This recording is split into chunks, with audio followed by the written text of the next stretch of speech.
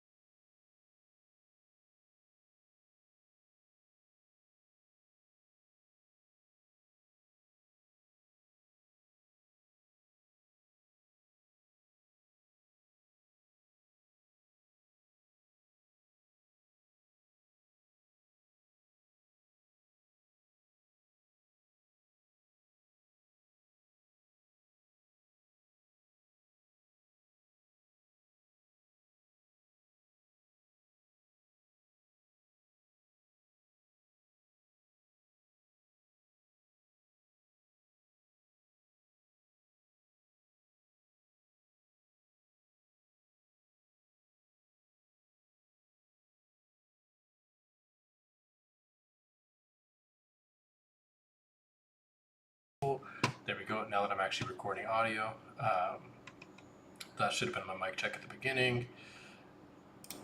There we go. And there we go. And let's go to Roll20 audio, refresh page, capture that one, Discord audio,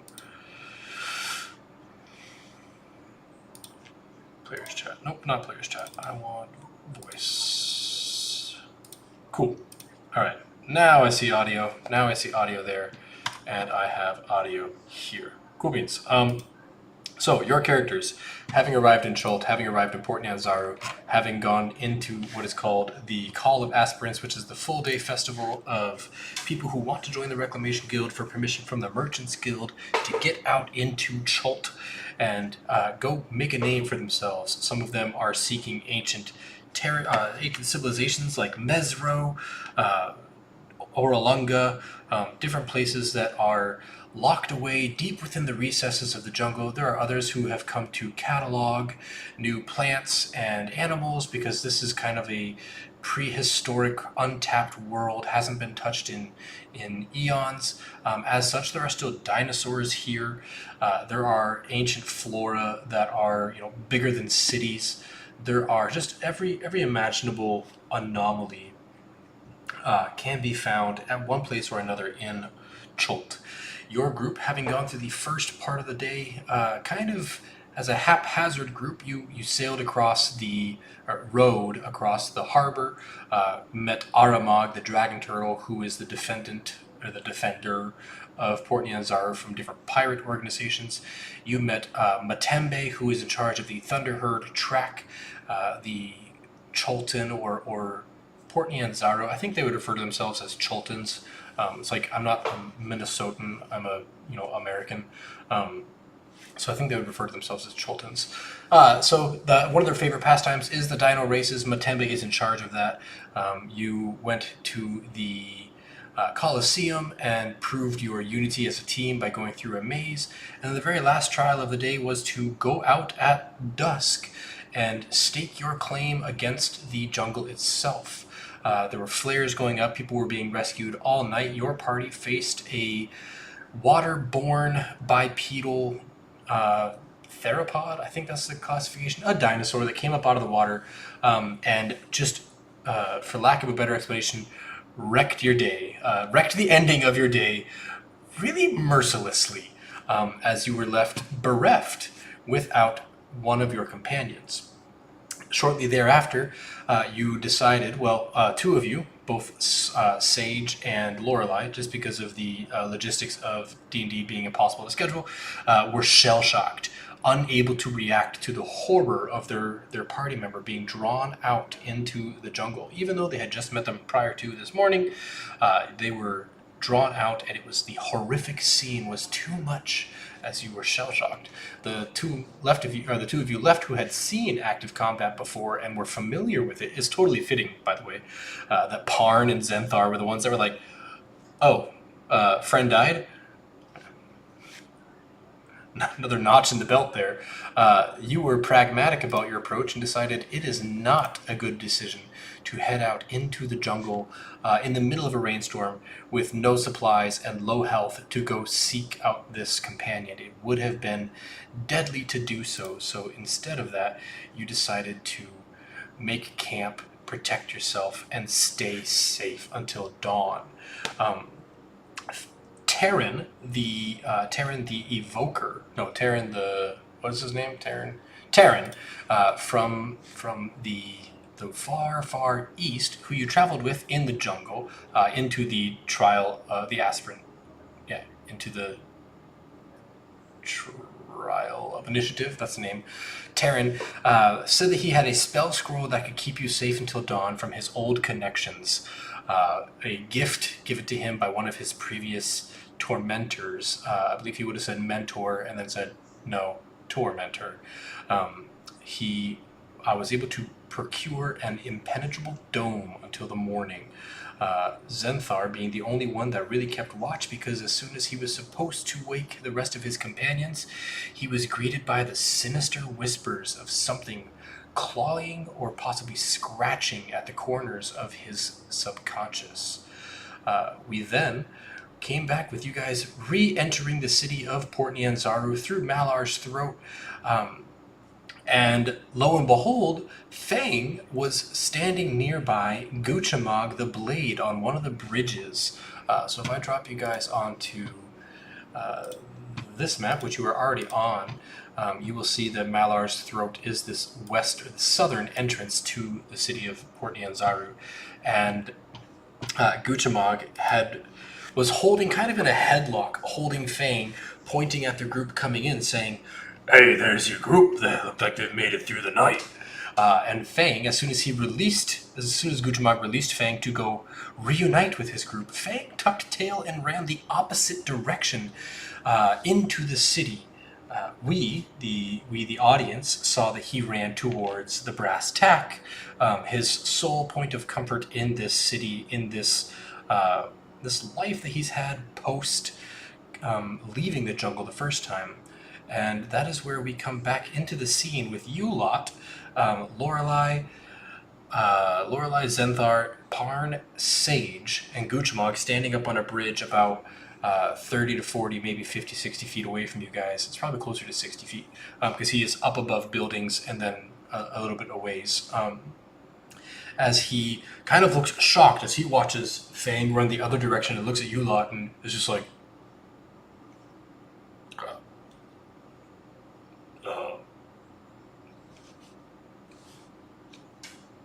that one is fast.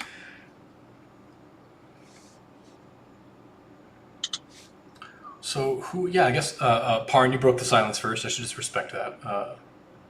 No, I just said that one is fast. Yeah. As we see Fang run away. Yeah, at breakneck speed. Lorelei, as this being like your first, I think it is totally fitting, again, serendipitous, but fitting.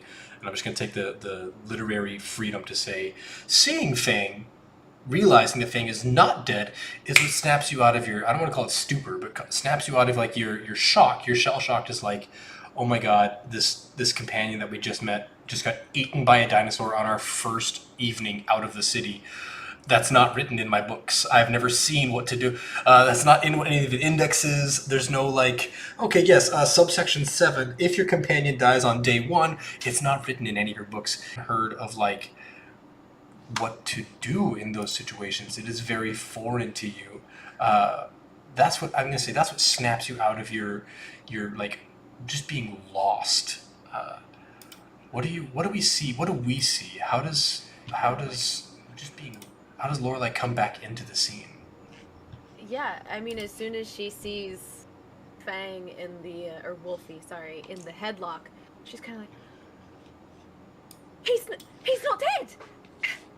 Oh my god, he's running! Okay, wait, Wolfie! And she's like trying to get his attention, but you know, he's gone, so. She's like, okay, we can get back into, like, now it's all back to normal. We're following the books again. Kind of just, yeah, like you said, snaps her out of it, and she's like, all right, let's start a plan. Yeah. I'm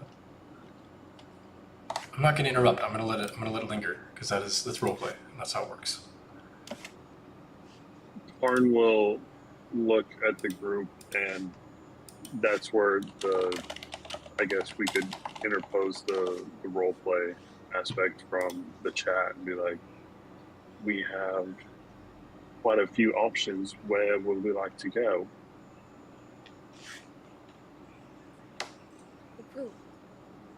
After Wolfie, of course.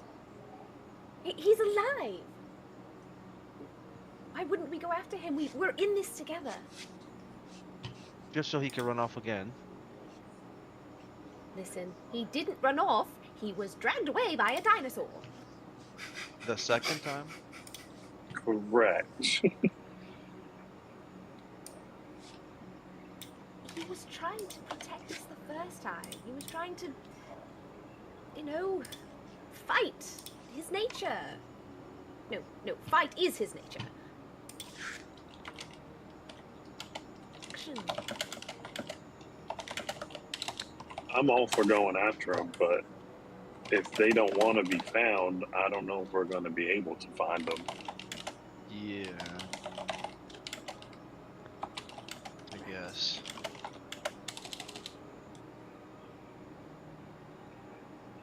The whole point to this was to do everything together. And I think it would behoove us as a group to do everything in our power to bring Wolfie back. So maybe we ask around? Don't recall if Wolfie told us. Well, Wolfie doesn't speak, so Wolfie told us nothing. Oh, maybe someone has seen where Wolfie hangs out? Knows? I mean, Zenthar, you've been here for a while. Have you seen Wolfie before? Yeah, unfortunately. Well, where does he hang out? And Zenthar would just like, he won't even say that. He'll just start heading over towards where the I don't remember the grandma's name, but Yeah. where her yeah. Yeah, her name Mama is Suri. Mama Suri. That's correct. Yeah. And at this time, we'll jump in with like the way the episode ended last time. As Guchmog comes down, he like grabs you all and is under his arms. He's like, "Good job! You didn't get killed. It's a pretty impressive mark of success on your first night. Listen, there were a lot of people. The clerics have been reviving people all morning. It was a shitty night, yeah. The pluvial terror, as they're calling it. I'm glad you guys didn't see it. I don't think. Well, you wouldn't be here if you had. But they're about to welcome all the new aspirants in at the ceremony, and I think that if you want to head up there, listen. I'll take you in. You're gonna need a sponsor anyways, and come. And he starts to like get a little bit, his green skin gets a little bit blushed. I just come, seeing as we've become such, ready companions already. I thought maybe, and I had mentioned that I kind of needed someone to tag along as a squire or a witness on my Firefinger mission. But if you'd tolerate being my sponsorees, I'd be your guild patron till you reach that level 2 status. Gucci, I think that's wonderful. We would want anyone else. And thus the invention of the Gucci brand in, because we all know that Gucci Mog is 100% like the spokesperson of Gucci. Cool. So, yeah, and this is where we had said last time that you guys would go up with Gucci Mog into the main festival, the celebration of the completion of the Call of Aspirants. It's the next morning. The breakfast is laid out. There are fresh cooked hams. There are freshly like cooked breads. There's every delicacy of sweetened rolls. There's just it's almost a cloying amount of sweetness at the breakfast. There are people who are, nobody's drinking like liquor, but there are people who are drinking, fresh pressed juices. There's stone fruits and citruses and everything you would expect at like a celebratory luncheon, celebratory breakfast lunch. And what's his name? Not Matembe, the other one. Oh my goodness. The Merchant Prince of War. I've mentioned his name before. It is... Here we go. I have my personas. Dramatis personae. Wow, I'm normally like his name. I don't have it in front of me because I'm not on my computer. It's okay. I don't normally forget his name. But I did today. Well, Akene Afa. Sorry, the Merchant Prince of Akene Afa. Akini Afa. Akini Afa. And he looks like... Do I have he looks like this. Did that pop up for you guys? It did. So this is Akini Afa. Very bedecked in ceremonial garb. Even in the very early morning hours, he is always looking like he is ready to present to a group of people. And he stands at the front of the gathering. And he, good day, good morning, welcome all. Congratulations on your completion of the Call of Aspirants. Those of you who did not make it in this year's test, and he refers up to like the bleachers, and there's just like maybe 20 to 30 people who are up in the bleachers, and then maybe an additional 20 or 30 people who are down in the main body of this breakfast. Fear not, you have all been awarded conditional status in case one of the current guild members cannot complete their duty. So, stay with us, live in the city, and be happy. Those of you who have been welcomed into the ranks, hopefully you have found yourself a sponsor, a patron, or a guide that you prefer to travel with. Now, enjoy your meal and prepare for today is your first day as guild members. Congratulations. From me, from the city, and from Trunk as a whole, we welcome you. And there's like, as he finishes that, there's like all the guards around in the guild. Previously, there were no guards in the guild. Like during the call of the aspirants, it was very everybody is welcome, everybody is permitted to be here. Looking around, you now see there are far less citizens in this celebration. It is a much more like invitation only. There are some people who are hanging out on the outskirts of this event, but they are not in the event. And as he says, welcome and enjoy this ceremony. You hear as like they all tap their spears or their swords, like they they tap their sword against their shield or their spears on the ground, or they stamp their boots. There's just two resolute like to finish his statement as he sits down, and Guchmog looks at you all. Well, you did it, yeah. Now it wouldn't be fair if I didn't tell you that there are a lot of guides or patrons that you could pair up with. Now I got first dibs on you. Because we already established that, Flowers. But if you guys don't travel with me, if you don't like to, I'm obliged to tell you don't have to. But I'd like you to. Once again, Gooch, it's our pleasure to travel with you.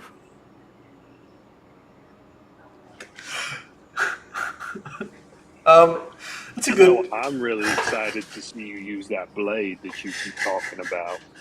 I'm excited to see all of your wonderful assets, Gooch. I want to see what kind of Gucci abilities you can do. Please spell Gooch for me, Lorelai. Nope. I'm a child. Okay, I'm getting past this. A modicum of professionalism.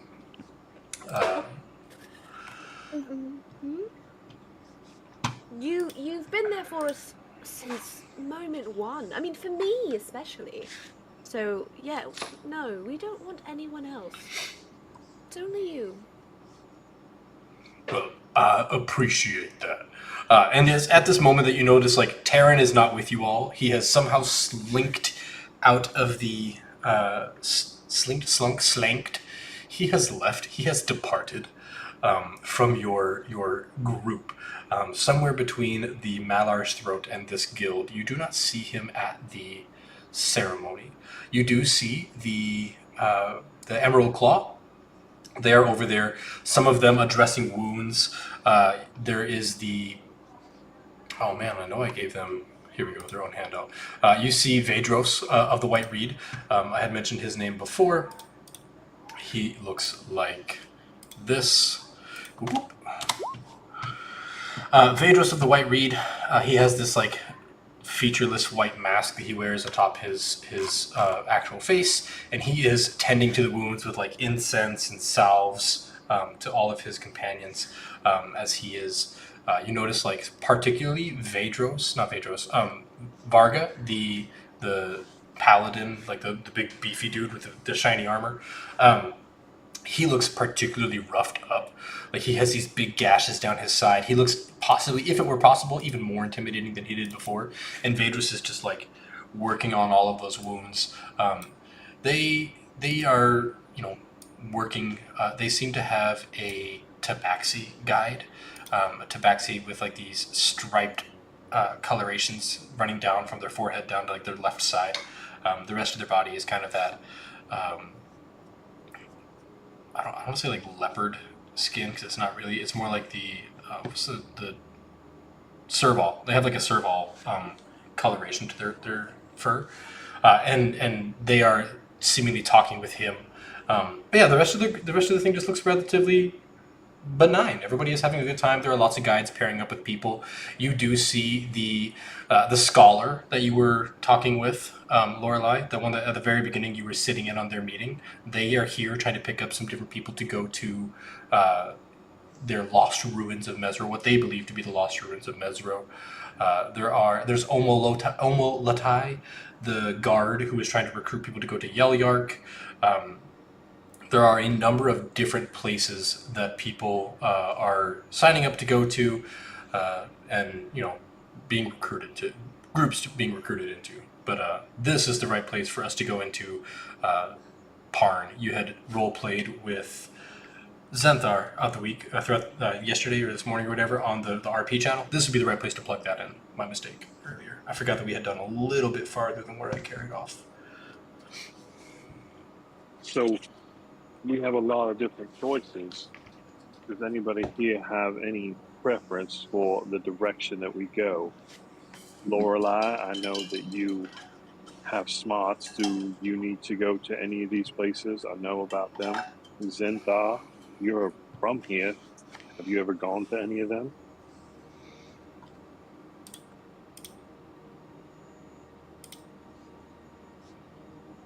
Say that last bit again.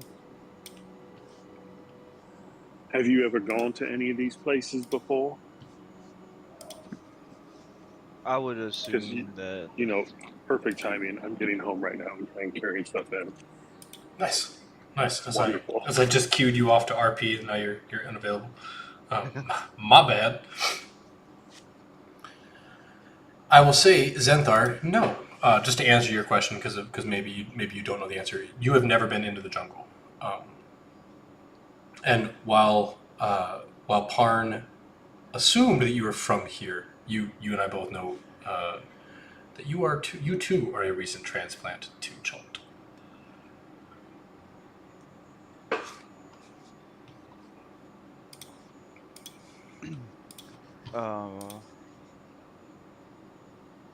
No, unfortunately. Well, if I may interject, Guchamog is our patron, and he does have a request. It would only be fitting, since he's sticking his neck out for us to help him in his quest as a thank you and a start-off point.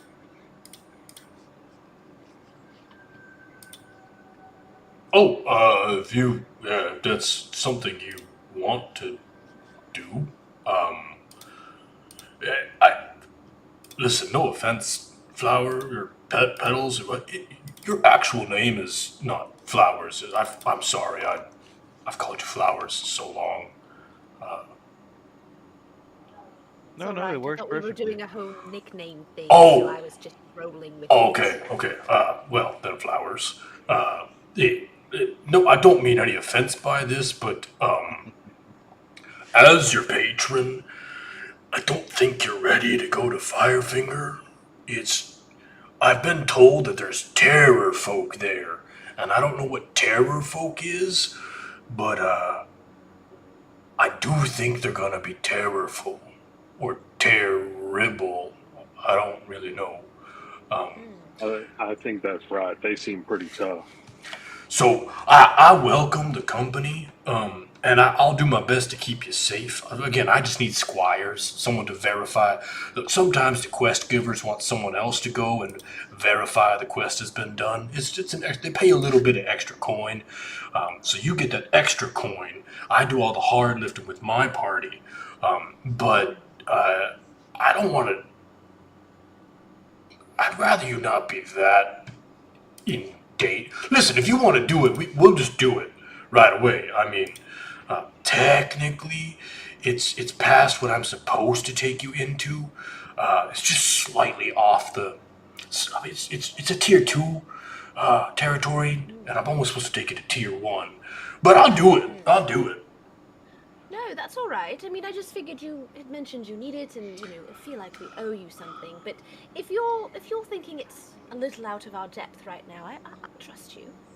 I mean, I don't know what terror folk are. I've never fought them, but I assume they're going to be a little little bit more rough and tumble than your run around bandits and goblins and you know, silliness of the jungle. But listen, I'll put it on your to-do list, and whenever you feel ready, let me see you. I didn't really see you fight, and I know that Wolfie, was it? I rescued him from that sharp tooth thing, and I got him before it got back to his den. So I think that if you fight like him, you might need a little bit more getting ready before you're ready for the getting, if you know what I mean.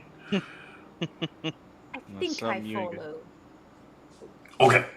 All right. Well, y'all let me know. I'm gonna Parn. He would say dwarf. Dwarf, I know that you've got some. You look burdened down, and we cut the camera pans over to Parn, who is carrying what is it, like 3 tents, 6 bedrolls. You carrying like Yeah, all the that's kind of salvage. stuff. All the salvage that you could find from, let's see, 9 short swords, 9 short bows, 5 mess kits, 2 ropes, an explorer pack, 9 mess kits, 9 tinder boxes, and a water skin.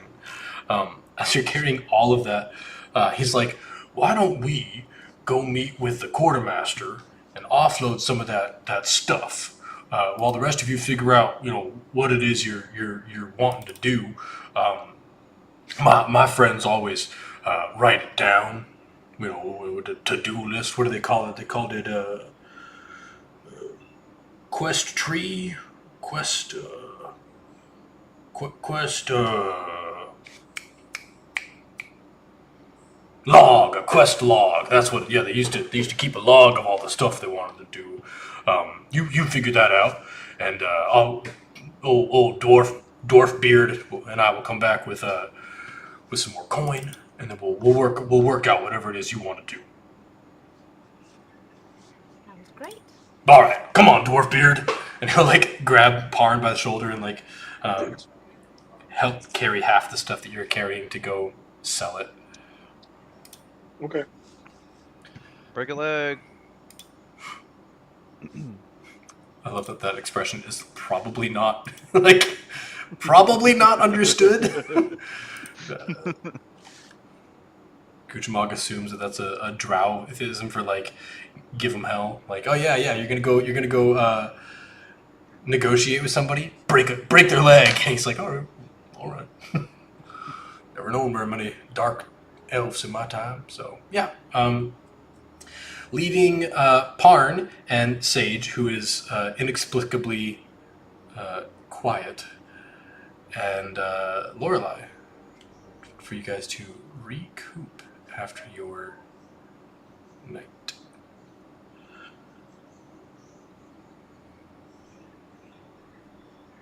Well then, where did Wolfie go?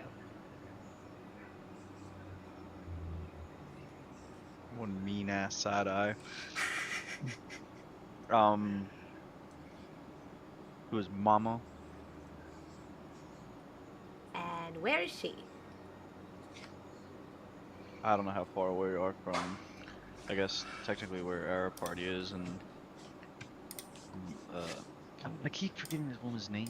Mama Suri. Mama Suri can be found at the... Surrey. Yeah, there you go. It's all right.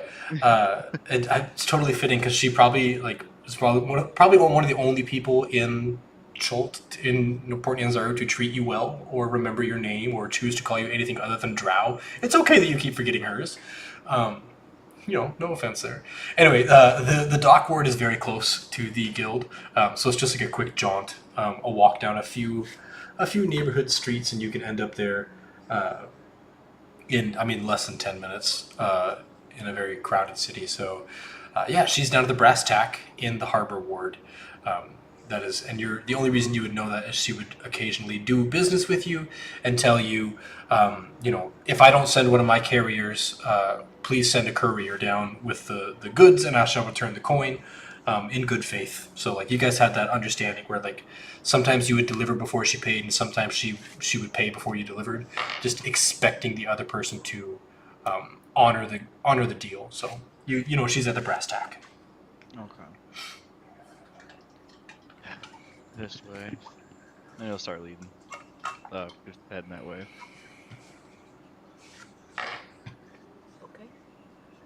I know Sage is really quiet right now, but I would try to get through to her and tell her to stay here with Parn. And to let Parn know we're going to get Wolfie. And I'm sure that Fierce will agree with me that like Sage is just she has been spoken to by the jungle in her mind. Go to Port Nyanzaru, and unfortunately, her best friend's mission just resulted in her best friend being eaten in her mind. Even though she saw Fang, like she's just lost. So I'll let her retcon it if she wants to when she comes back. But for now, she's just she's like She stays here. She's like walking along with Parn and Guchamog to go sell their goods. Cool. Well, not but a 5 or 10 minute walk. You guys arrive at what is it's bordered up to the water. On 3 sides there's street. On 2 of those sides there are other warehouses, and on the back of the building there is the actual port. As in a rare sort of anomaly, they have waterfront property with no access to the water. Like, they haven't opened it up for there to be a bay or anything. You know, the building is 4 sides. Most places would have at least a dock that can be opened and be used to at least charge somebody to take their boat out of the rain. She has not done that.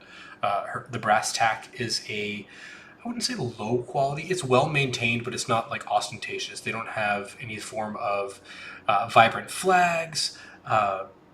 It is like the bare minimum for, you know, a building, but it's well maintained. Like there's no sea grime on any of the walls. It is a very well maintained, low flash building.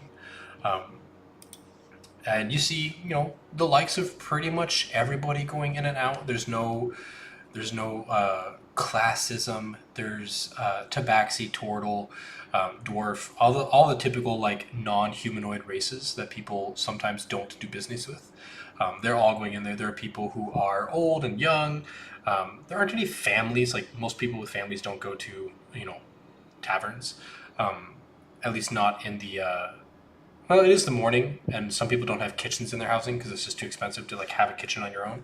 So there would be some families coming in and out. I was going to say, I guess my childhood was weird. Yeah, well, no comment. So I keep forgetting that, like, back in olden times, people couldn't afford to have kitchens and fires and like, you know, to purchase all that kettle work for their own house. So they would go to a common house. So this does serve that purpose, where there are people here having regular meals. So yeah, there would be families coming in and out. There's a smell of, you know, morning coffee, probably morning tea. There's bread coming, you know, fresh bread coming out of the windows and stuff like that. Nothing as elaborate as the guild breakfast, but there's it's going on. There, like the building is not dead. Right.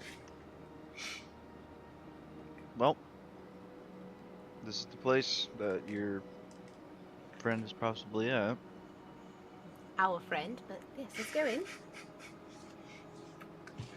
Right, this way.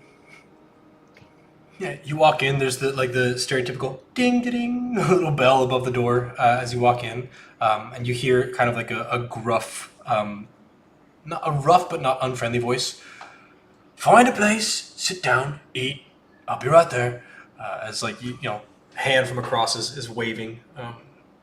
You see this stout, dark-skinned sort of wearing an apron. The apron is stained, but the clothes underneath it are like pristinely clean. You know, she's serving you know, ale to somebody at some table. But yeah, the place is crowded. There's not any like open space for like, oh yeah, this table is completely clean on its own. No, it's like a Southern Texas barbecue place, which is just one big long common table, and you sit right down next to somebody, and you know you're about to get the best barbecue of your life, because communal tables, just the barbecue just tastes better. Damn, that's fact. That's not even my opinion. That's just fact. Fight me over it.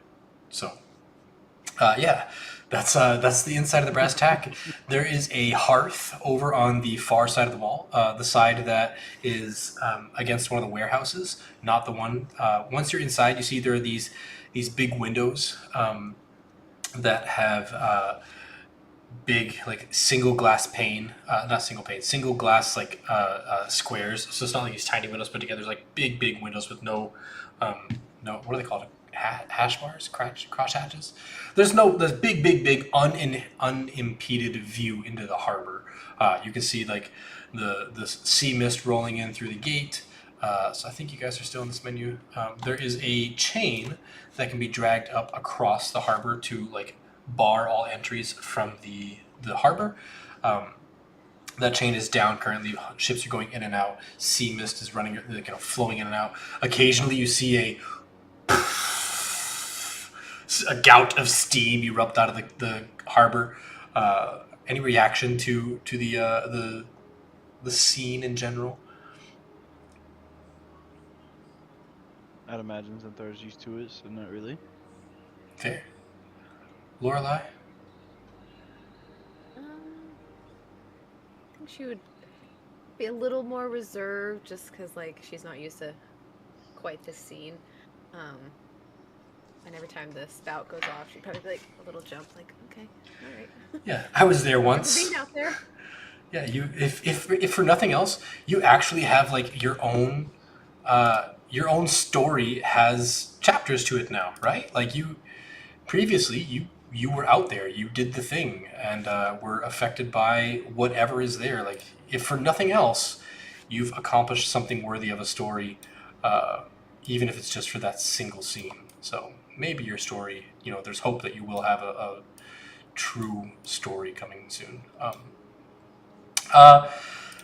In the rest of the scene, you guys are eventually. No one seats you. You definitely have to like go seat yourself. Well, I think Lorelai would definitely lean over to Zen. Which one is his mother?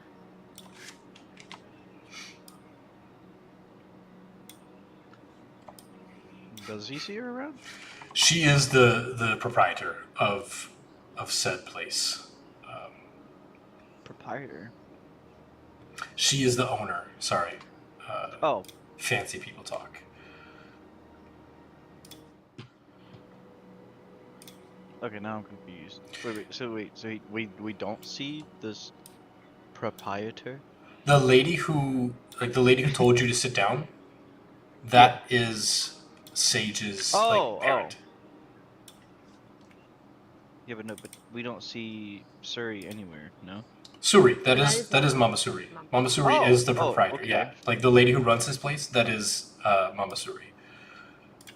I'm gonna go connecting 2 and 3, making 7. There you go. Let's just sit down. Yeah, you sit down next to a couple. Another couple. They're a younger couple. They pay no mind to you. It's not abnormal for people to sit down in this bar like next to you, and they're like, "Oh, I got my breakfast. Don't bother me," type of thing. Mama Suri eventually will come over, and she's like, all right. You just want the breakfast?" Actually, we were wondering if you've seen Wolfie. Xanthar, I hadn't recognized you without your smithing apron. Yes, Wolfie, that would be Fang, I believe, is the name he gave. Their parent gave me. He has a name. That's amazing. Fang. Okay, thank you for that. We've just been calling him Wolfie. Oh, do they answer to that? Yes, a little bit. No. No, understood.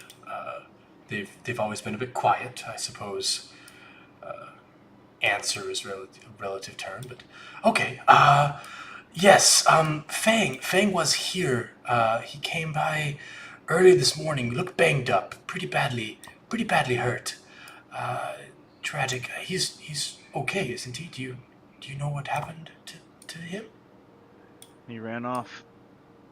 It's just the worst summation I've ever heard. There was a bit of an incident. He might have been dragged into the water by one of the larger beasts of the jungle. And we thought he had perished. And when we arrived back in the city this morning, we saw him with a friend, and he was alive, and it was wonderful. But then he ran off. And we were just very Yay. worried. Well, that's very troubling to hear. He's always had a bit of a hard time pairing up with a group. Oh, we know. But the times that he has had a friend or I don't know if you can call him that, they've latched onto wolves, dogs, hunting hounds, beasts. I've often had to pay to get them out of trouble at the beast pens, the animal pens up at the guild. But if he was traveling with you, it means he must have at least thought of you partially as his pack. But if he's not with you any longer, well, he came here briefly. He sat down by the hearth where he normally does, and you look over, and there's like, now that she's pointing it out, there's a plate with a fresh loaf of bread, like a slice of loaf of bread, like a half of loaf of bread, and like a fish that has had its head still on, so you know it's fresh because like you got to cut the head off real soon. Freshly filleted and everything. Like there's a place set for him. Next to the place, there is a table and a chair that are completely untouched. They look like they haven't been touched in months. But there is a placemat set for someone. The food is on the floor though. And Mama Suri says, I've done my best to make him comfortable. Ever since his friend dropped him off a few months ago, I've done my best to make sure that he gets out and tries to make alliances. His again, guardian maybe? I'm not sure. They mentioned that they needed to keep him safe until the pack was safer. And the only time I could ever hear Fang really open up was talking about finding the pack, finding his pack, finding a pack. When he came back today, I tried to dress his wounds, and it seemed to trigger something. They fled. I don't know where to, but they just kept saying, I need to get back to the still water. And something about the... Yes. Briefly, in small sentences, but he did speak. Again, the only thing he said was, I have to get back to the still water. I have to find my pack before the lizard men or something like that. I didn't catch all of it. It was very under his breath, very rushed, but he departed, took off, and I assume he's headed out into the jungle. I've been doing my best to link him up with people here, so he didn't do that foolishly, but it seems like he has ran off, much like you tell your story. He seems to have gone off into the jungle on his own. I would be foolish not to... I would be lying if I said I didn't come to grow to care for him. He's not mine, but I have many whom I have no ownership of, but I love them dearly in the way that I can. I've never been able to have children of my own, and as she says, as you look across, and there's like, the brass tack appears to be the home for like the wayward of the city. You see there are like, I don't want to say homeless because they definitely aren't. They just like the downtrodden, those who have been like, people who are coming in off of their dock labor, the porters of the city who are like just too gruff and they like have a hard time getting cleaned up, so therefore they're not like loved by society because they come in and they smell like fish and they smell like salt and sweat. So she's like, you see that one of her attendants are bathing someone off in the corner. I've always had a heart too big to spend any money on this place, just to see one of mine and think that they are lost or scared. I'd pay dearly to have him returned, or just to see that he finds his pack. If it's something that if you're going out there, if you could just keep an eye out for him, or possibly look for him if it's in you, if it's not too much trouble. I would, again, I would greatly appreciate just knowing that he is well. I should have expressed my concerns for him and my affection for him sooner, but we often lose those that we care about before we know we care about them, I suppose.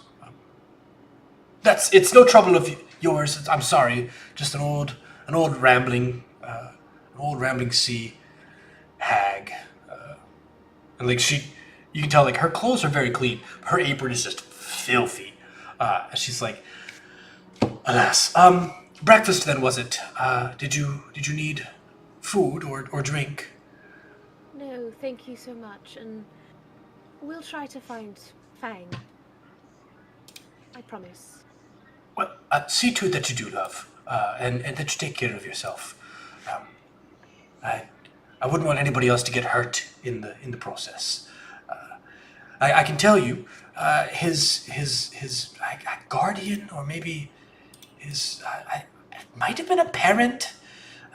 Look, there was some resemblance. They had long, sort of shambling hair, a familiar animal garb. They always mentioned coming down the two rivers. So I can't imagine. Well, nobody would come down the Soshin Star and the Tiryiki. They're parallel rivers. But if I had my guess, they either meant the Tath and the Soshin Star, or less likely the Tiryiki and the Olong. Those names, just because I don't know the quality of my mic tonight. The Tath, the Soshin Star, the Tiryiki, and the Olong. I'm typing them in Roll20 for your convenience. So these are the four rivers that she referred to. She said it's unlikely that anybody would come down both the Soshin Star and the Tiryiki, because those two rivers run in parallel. I think I gave you guys a map of Cholt, but it's kind of like it's not the map used by the adventure, the pre-written campaign. So if we look at this map together, and this is the one that I think we said like it was just too large to populate in Roll20, so I also sent it through through Discord. The two rivers that come immediately out of Port Nyanzaru are the Soshin Star and the Tiryiki. The Tath and the Olong are not on your map, as your map is provided by the guild, and therefore only reveals what the guild knows about. I really thought that they gave us a player.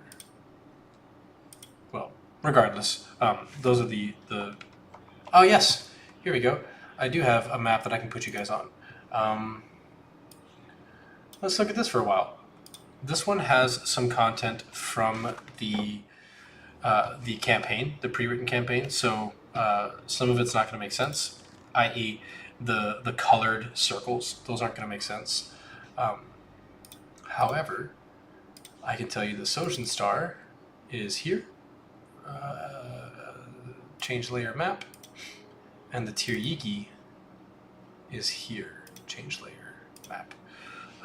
So those are the two rivers that come out of Port Nyanzaru, going into the greater area of Cholt. All those squares are the unknown, the uncharted, the yet to be explored of Port Nyanzaru, of Cholt, that is. So, and she would say that she thinks Fang's guardian or family mentioned coming down the two rivers. But they didn't stay long, so I don't truly know where they were off to. But good luck, and again, take care of yourself. I've seen many come seeking riches and fame and gold, but if you are a good person, you have to get swallowed up first.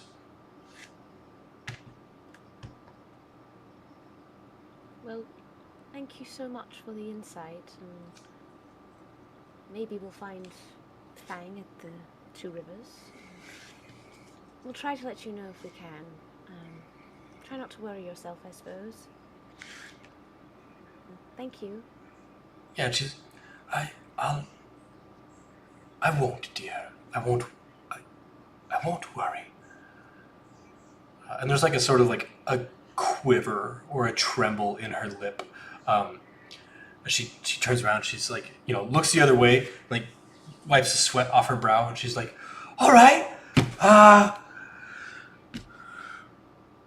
let's get to it." And she like quickly steps off to get back to work. You don't need an insight to see that she's bothered. She really truly does care about all that come through her doors. She steps off and goes into the rest of her day. Nice. They put Bay of and Chult on separate layers. So like Chult and then Bay of. those are two separate items for some reason. Good job. Roll 20. Okay. Let me drop you guys back onto. We can hang on this map. It doesn't matter. I have you guys on. I have the stream on the big faces one, anyways. So, all right. Let's for a moment cut back to Parn and Guchamog as they are pawning off their goods to the everybody else who is I don't remember his name. I don't have my notes in front of me. I remember Guchamog had a pet name for this guy.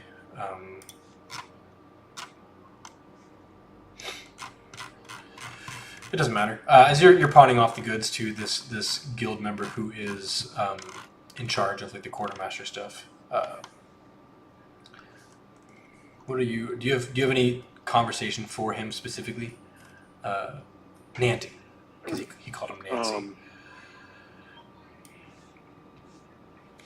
Is there anything that you could help explain for how to survive in the jungle and fighting? Or is it just a matter of swinging until there's nobody left? Well, I do prefer swinging until nobody's left, but a round wheel rolls farther than a square wheel, so you want to make sure you have all of your rough edges pounded out, or something like that. You want to be well-rounded. It's what Raven always says. He says we need to round out the group, make sure that we're ready for whatever comes. So we got to have those magic-y people who talk to gods and shit. We got to have those like me. Hit stuff until it dies, and then it helps to have a big fella who can take more hits so that I can do more hitting. And then of course, typically we have somebody who does some healing. That could be the god talkers, the priests and priestesses. I traveled with a wizard one time, and they were pretty good. It just helps to have a wheel instead of a square. It makes you well more in terms of fighting. Now, one time I traveled with this what was her name? They were a wildling type of person, and they knew a lot of the enemies we were going to fight. And they instead of fighting them, they would study them, and they would let us know, if what we were doing was working. For instance, one time we was up in the Aldani Basin, and this just the swamp rose up around us and it just came to life, and we were hitting it, and it just wouldn't die. And the nerdy dude said we need to try something else. And that thought had never occurred to me before to try something else. I just thought I'd keep hitting it; it just would die. So there's some stuff that you can try if you have a smart person with you. Honestly, Flowers seems pretty smart, and that weird like jungle girl, she seems pretty like she knows the jungle. Maybe she would know more about the things you're gonna fight. For the most part, I mean, you're gonna be dealing with some goblins, They're not so tough, to be honest, but there's a lot of them. So don't get surrounded. I don't know. What do you want to I know, think dude? that I was more. I went into British. I was thinking more of how do I keep my gear from getting stolen? Oh, How do yeah. we set up camp properly? How do we make sure that there is a defensive perimeter so that we can engage and not open ourselves up? Yeah, was it the camp thing? We used to. Sometimes you can camp in the trees. If you can lift your bed up into the trees or lift your supplies higher up. Most of them little ground crawlers don't go up the tree. Uh, we would find a ruins or a cave or a rock that we could camp under instead of camping out in the open. That lets you just defend from one side instead of three. And truthfully, just travel lighter. You make smaller trips. Only take what you need. Don't take the stuff that you don't. Uh, Because I tried to set up some defenses last night and they did not seem to work as I had hoped that they would. And I don't want to waste my time, but I still want to be able to protect myself and the group.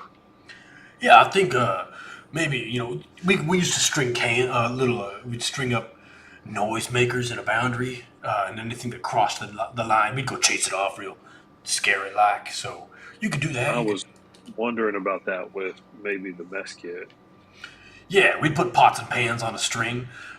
Yeah. Most animals aren't after pots and pans; they're after food. The goblins. There's no telling what the goblins are after. They're little shits. They're after getting a boot up their ass. Is what they're after. No, you did. You did. All right, that's fine. I'm working on it. It's fine. That's okay. He's just like uncomfortable at the. He tried to make a joke. Well, It fell flat. I thank you for your wisdom when it comes to these things that I am not very practiced in. Well, you're gonna learn, or you're gonna die. It's okay. We'll figure it out. Don't worry. Oh, Guccimad's got your back. And we won't be alone. I mean, we will be alone if you decide you want to do one of your missions. But when we go somewhere else, I'll bring my posse with me, and we'll take care of you right proper. So, anyway, do you have any idea where it is your group's gonna head off to? I'll go collect some supplies for you, or I'll go work up the charter. So you guys, all you have to do is sign it. I tried to ask them, but there did not seem to be any sort of agreement. I don't think, after what I saw last night, that we are going to be tough enough to take on the terror folk. I would agree with that.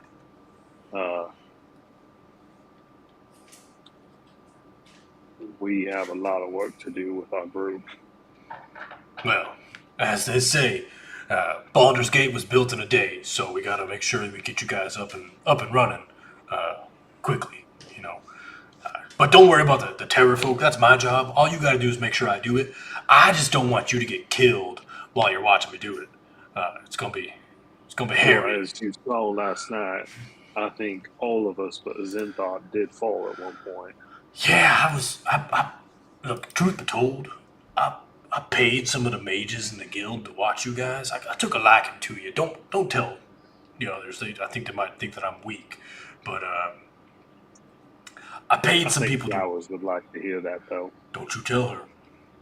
I think you should tell her. I'll kill you where you stand, dwarf. You could try. Like Future Mog bladeless after that.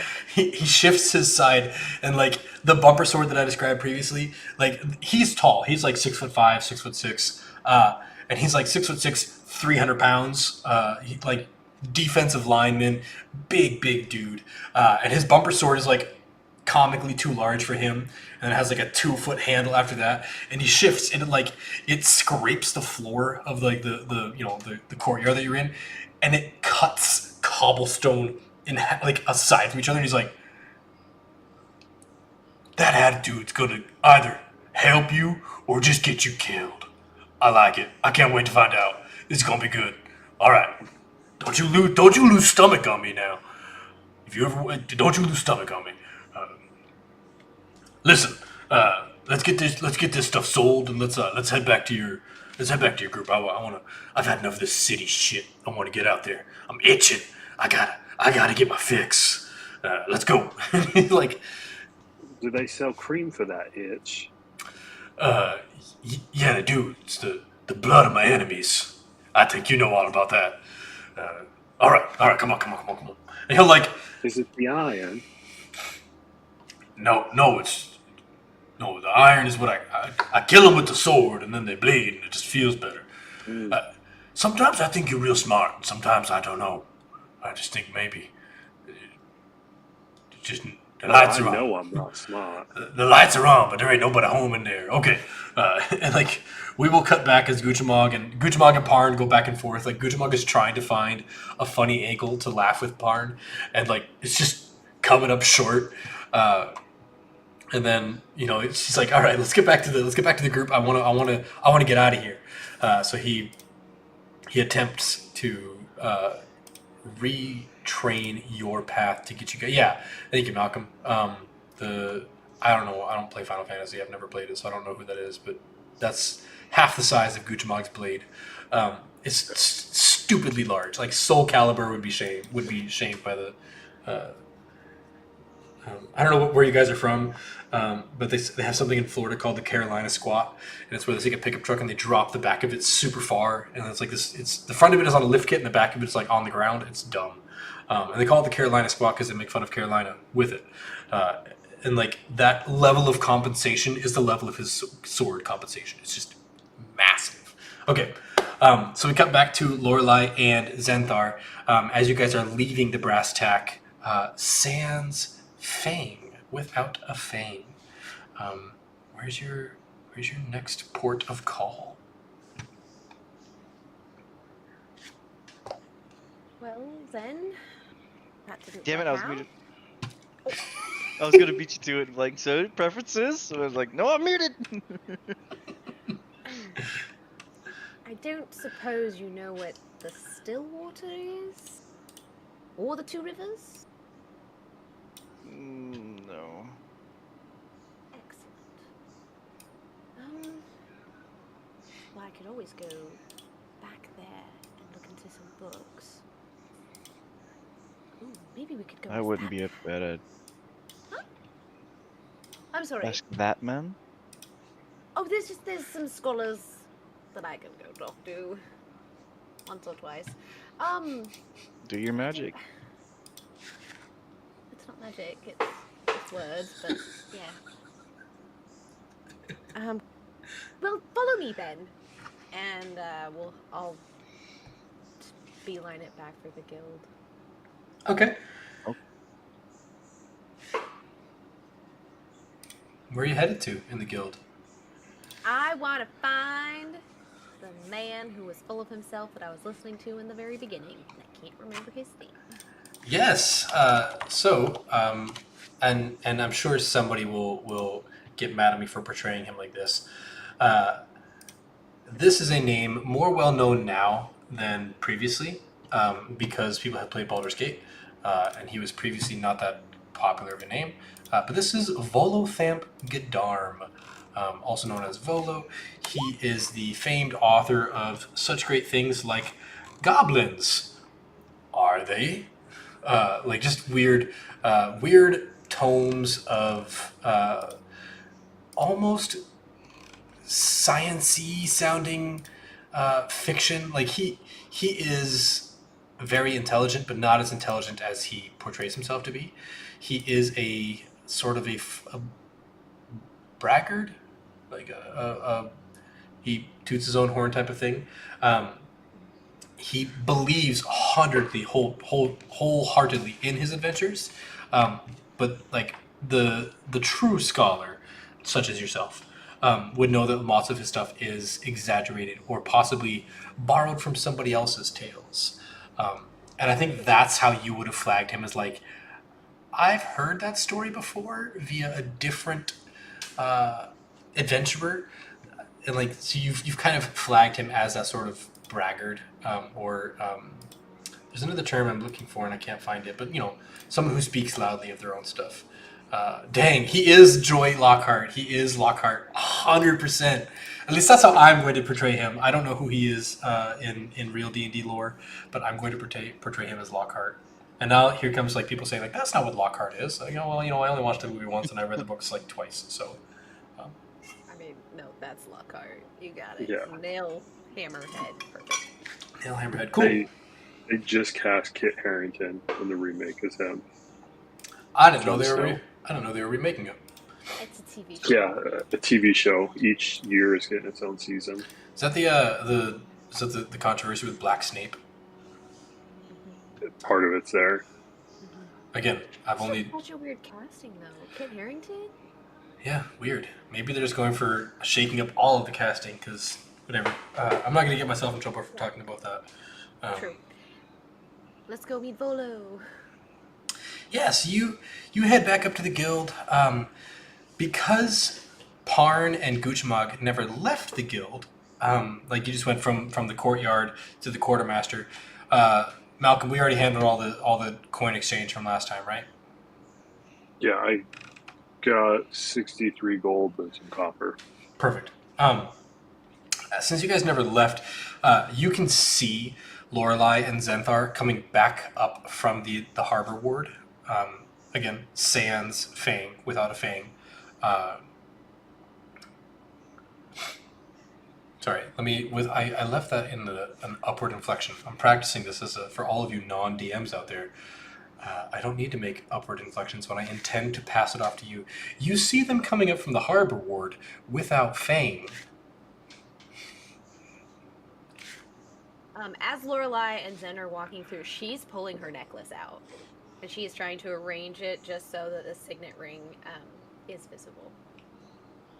Nice. Yeah. And yeah, she's not really stopping to talk to anybody. She's not noticing where everyone else is. She's like woman on a mission, straight for Volo. Nice. Well, Zenthar, you see this previously sort of tenuous, bookish genasi. Zenthar would know she's a genasi, which is like, you know what they are, right? I don't have to explain it to you. Sure. Cool. Well, there are genasi who are the children of a bloodline that has been mixed with the elemental planes. I love lore, so I'm going to dive into this really briefly. But so the children of things like I think they're the marrow. Elemental. Yeah, so elemental, not like a fire elemental, because that would be like, I don't know how you'd have that intercourse, but people who have the effect of like Dijin, or I think a Marrow, Marrow, I think that is, nope. Well, anyways, there are the mixes of elemental planes, so that would be fire, earth, water, and air. Those planes have native inhabitants, and much like when a dragon will change shapes and have offspring, that's how you get like half dragons and things like that. Much like how tieflings can be born of a infernal bloodline, genasi can be born of an elemental bloodline. So like earth genasis are people who have exaggerated features of like maybe they have excessive dandruff, but it comes off in like flakes of sand or dirt.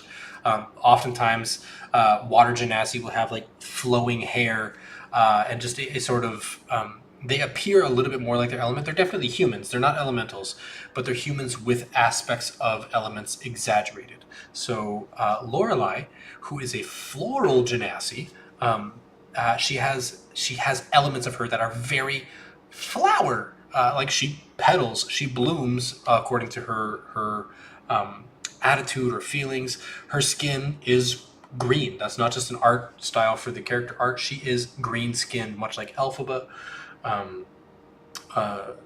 I date my wicked fandom back to the musical, so I don't subscribe to this new. I haven't even seen the Ariana Grande one yet, so. It's really good. It is? God, I don't want to see it, but I'm going to. Okay, I'll watch it. Anyway, so you see her. She has previously been very bookish. What is your? Tell us about what Lorelai is giving off, even if not intentionally. Now that you're going back into something much more familiar for you, how do we see the change in your physicality? I mean, she would kind of like was usually like this and like, oh, let me hold my book close, and like her flowers were always probably more like yellow from being like kind of a little afraid and everything. And right now she is like standing up straight. Her book is down. She is like power walking, like boss babe walking towards Volo, and she's like truly woman on a mission. Like nothing can stop her right now. She doesn't even notice anything around her.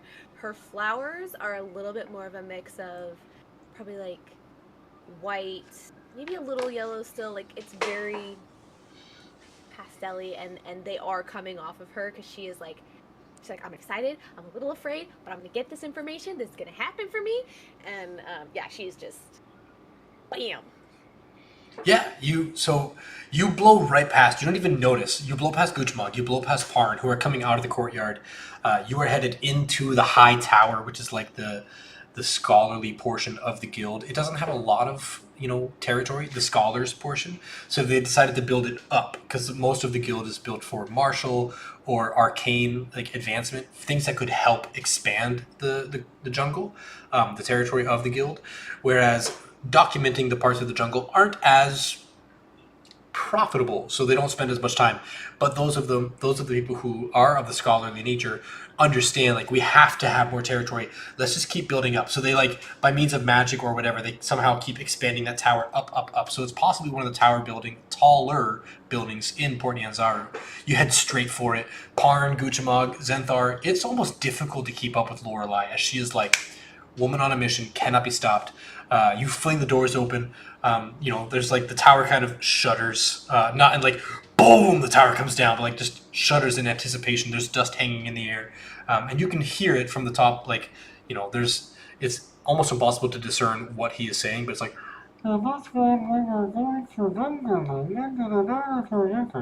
That's like he's giving some sort of speech at the top in his private, I don't want to say quarters because it's not quarters, but he has a private author's study that they would like loan to him as part of this guild. And I'm assuming you're just like straight up the stairs, heading for it. Excellent. You throw open the door and he's like, yes, and so that is when we realized that we could not come back across the jungle, and we had to go out Kitcher's Inlet and around. And it was on that trip around. Yes, come in, students, and please, one and all. I'm welcome and happy to talk about the exploration of my prior visit to Mesro. Volo, I have so many questions for you. May I speak to you right now, this moment? I'm a bit in the you see there's like 8 or 12 people in the room that he's. I'm actually in the middle of talking about one of the I encountered a frost giant's ship on the coast. And I was just in the middle of regaling everybody about it. So I think maybe, and he's looking. He's like, he sees the locket. Tell me, dear, are you? Is that M? That wasn't by any chance maybe a Merryweather emblem, is it? Yes, it is. Which is why I'd like to talk to you. Yes, and indeed. Please, I will do signings of my new book, Goblins of the Tropic Exotics, exotic Goblins of my new book. I will be doing signings of it later this afternoon, over in the place. Okay, goodbye. Please. And he like starts ushering people out, and they're like, "Oh, how very dare you!" They're looking you up and down. They're like, "I will remember this. I cannot believe I came all this way to be chased out by some." Ugh. And like they filter out. What are the Parn and Zenthar? Are you guys following her up the stairs? Or are you like, well, I don't belong in libraries. As she storms up, what are you guys? What's your reactions? Yeah, no, heck no. He would not follow for that. He's like, nope. I'm just gonna let the magic happen. Not my thing. Okay, cool. Barn? Arn would have followed. I mean, he's got tiny little legs, though. Yeah, So so he would have been pulling ahead, and I'd probably wait inside or where I could still see her. yeah, you see the exodus of students and like, can you believe that flowery-haired minx walking up there saying that she's gonna chat with Volo when we had an audience. He was gonna tell us, and we were supposed to be going on the next trip. And like they're just complaining about like how dare she walk up here and just assume that she's allowed to do these things. And yeah, Lorelai, you are left alone with Volo, and he's like, please tell me, did, how can I be of assistance to you? Are you the granddaughter of, or the daughter? Please tell me, who are you? I understand that you are a Merryweather, but Yes. Well, as you well know, my parents, William and Elizabeth, have done their own research everywhere and they've come back with all these fun things. But that's not important right now. What I need is your knowledge of Chult. You've been everywhere, it seems like. I need to know what the Stillwater might be, or what the two rivers are. Stillwater. Let's see. So, there is well, the Ardali Basin. There is still water in the basin. I mean, water that is still. If I'm assuming that's what you mean. There is water that is still in the basin. There is. I've heard. There is a lake far off. Far to the south, by the Valley of Embers. So you're most likely familiar with the Peaks of Flame. They border the southern parts of Chult. I've taken a ship beyond, past Snapping Turtle Bay, and around the Snout of Amgar. We came from Samarak, and as we came around, the Peaks of Flame are the southernmost border of Chult, and they. So he would be referring to these, which are the Peaks of Flame. I'm just going to go ahead and jump back here. Oh, look, there's Volothamp Gadarm on our screen. Get that guy out of here. Okay, so the Peaks of Flame are this mountain range in the middle of the map. You can find them down sort of around here-ish. That didn't work. Here-ish. So these are the Peaks of Flame. This is what he's referring to. And just north of those, he claims, there is a lake that is one of the highest points in Chult. It is possible that there is a much closer... Jahaka Bay maybe would be we were about to dock at Jahaka Bay, but we were beset upon by pirates, brigands as they were. So we decided it was not for us. But there is a bay there. It couldn't possibly be Shilku. Shilku is a rather tumultuous bay. Nice, they did it again. Thank you for Shilku and Bay on two separate texts. Yeah, so I and he'll like, do you have a map of Adiri? Do you have a map of the I do, yes. Yes. Let me put some of these on it. So he'll start to reveal some of these places on your map. Nice map to back. Sorry, Turtle Bay got put on there along with Snapping. So these are the locations that he is revealing to you, saying that he doesn't think these would be. I don't know what that is about to be. Yeah, cool. I selected something, and the way this map is set up, there's like 18 different interacting things on this map, and I definitely don't want to accidentally reveal one of them, because like, I don't know, I wouldn't build a campaign map like this where I could accidentally reveal titular like title events. I wouldn't do that, but you know, I'm not them. Cool. So he will review some of the bays around the area that it could possibly be. His thought is that there is a lake around this area. I'll ping it for you, just north of the Peaks of Flame. He's never seen it personally, but he has Oh, come on now. Why won't it ping? Nice. Well, I can't make it work. Sorry, guys. Are you on the right layer?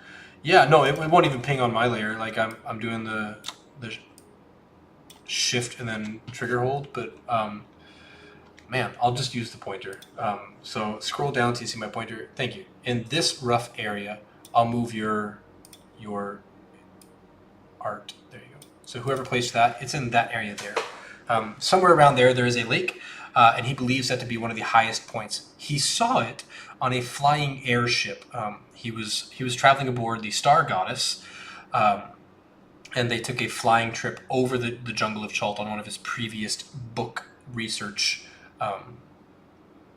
trips. So he saw a lake there. He's aware that there's a big enough clearing, and it being high enough up, it could be considered still water because it is not flowing. All the other waters that he's seen at Chult have been flowing. So that is where he believes Fang. Well, he doesn't know anything about Fang, but that's where he believes that Fang may be still water, maybe. Is it so you said your parents, they now are they any of any distant relationship to man, I can't find the names of the people in the book I gave you. But here, maybe I can just... yeah, there is one. Arden, are they have any what relationship are your parents to Arden? The green scribe from the Amber Circle.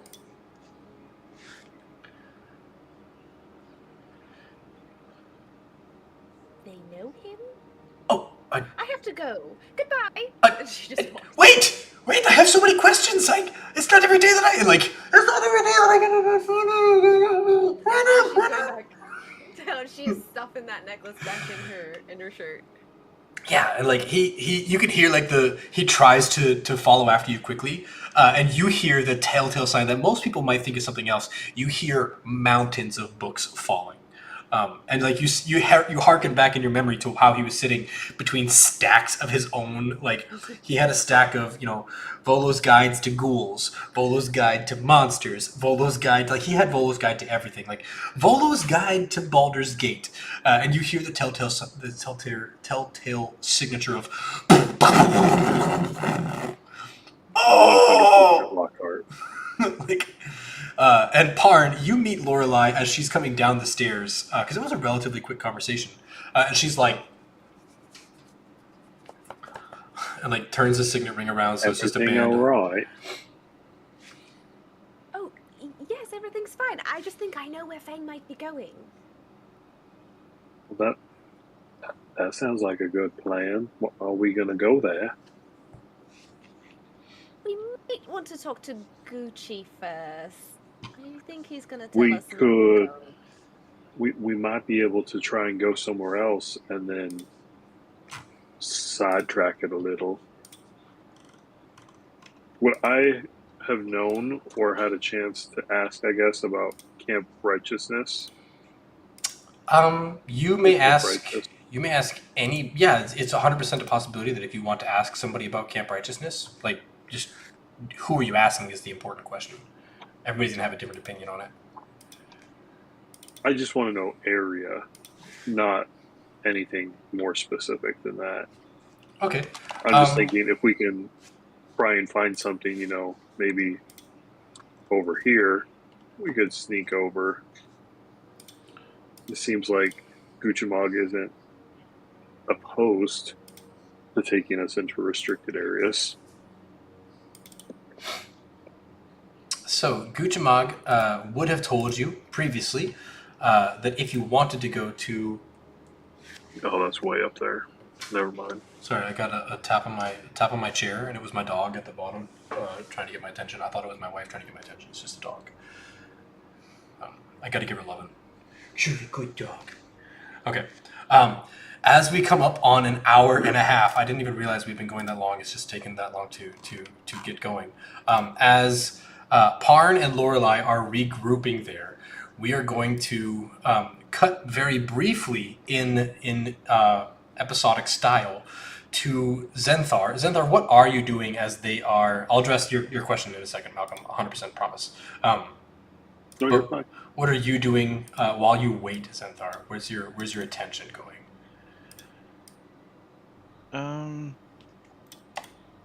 Honestly, I guess he was just really just gonna lean against like the wall, staying concealed, and just watch around. Really, I didn't think he was gonna do anything. Perfect. That works 100% for me. As Guchamog is down there with you, you fail to well, I guess make a what's your passive perception? I reloaded the page, so we need my PP is 13. PP of 13. I'm a child. Get A over rat it. man. Dang, I have Are you never mind. jealous? There's something to talk about off stream, but I have a whole comment on that. You, God. yeah, it's a whole thing. It's a whole thing, but not for the public eye. Yeah, so you hear a sort of like Guchamog. I think Guchamog would be the first one to notice this or make a sort of like, what? As he like gets startled.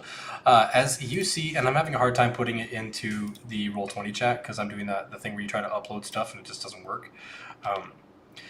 You turn around as Guchamog is like surprised at the presence of something, as this black cloaked figure just stands motionless next to you. Not like it makes no mind, like pays no mind to you. It just stands next to you like this.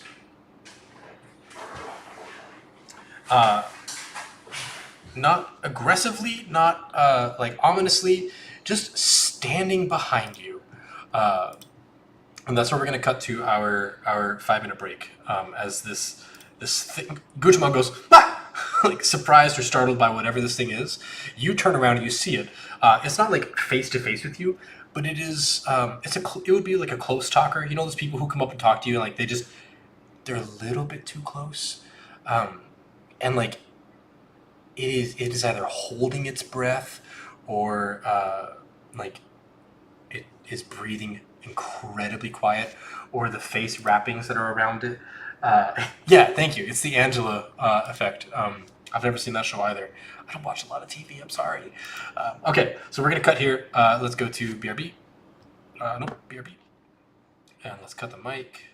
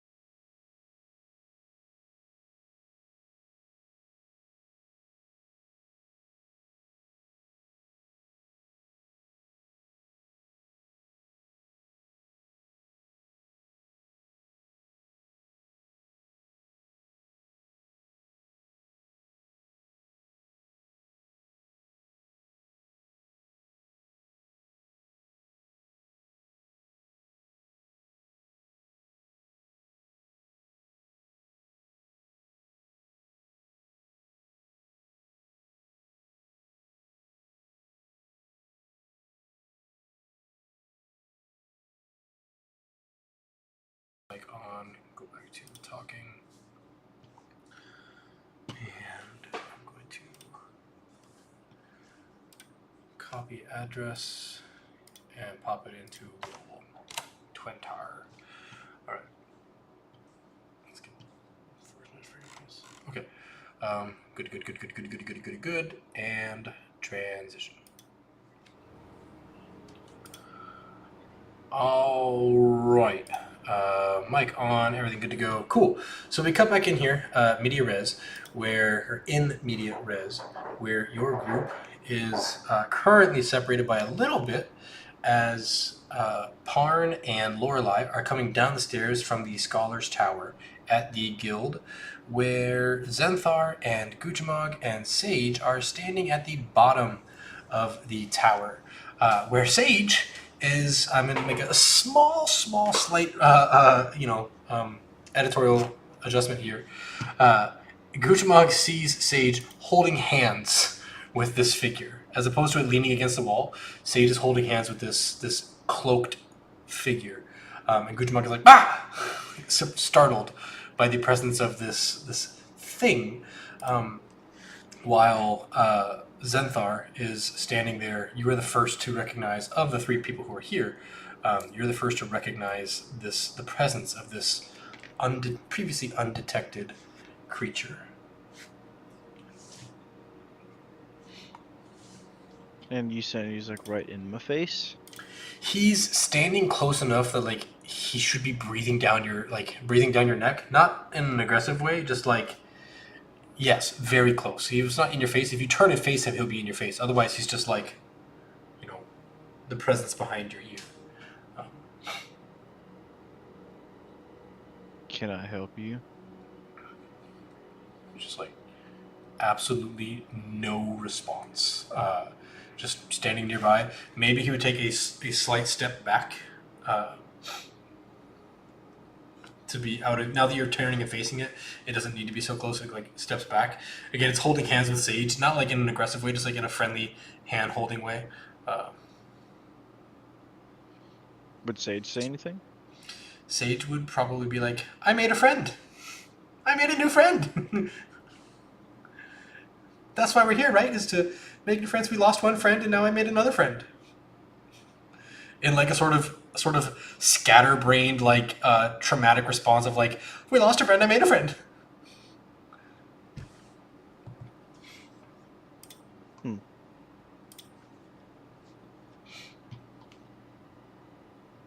I think he's just gonna like stare and like try and identify this character as best he can.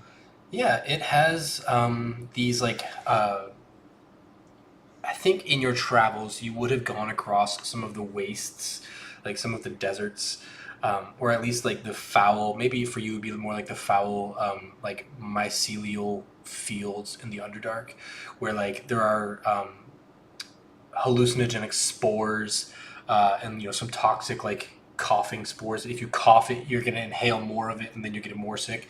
So people would wear these coverings to like wrap their face and things like that.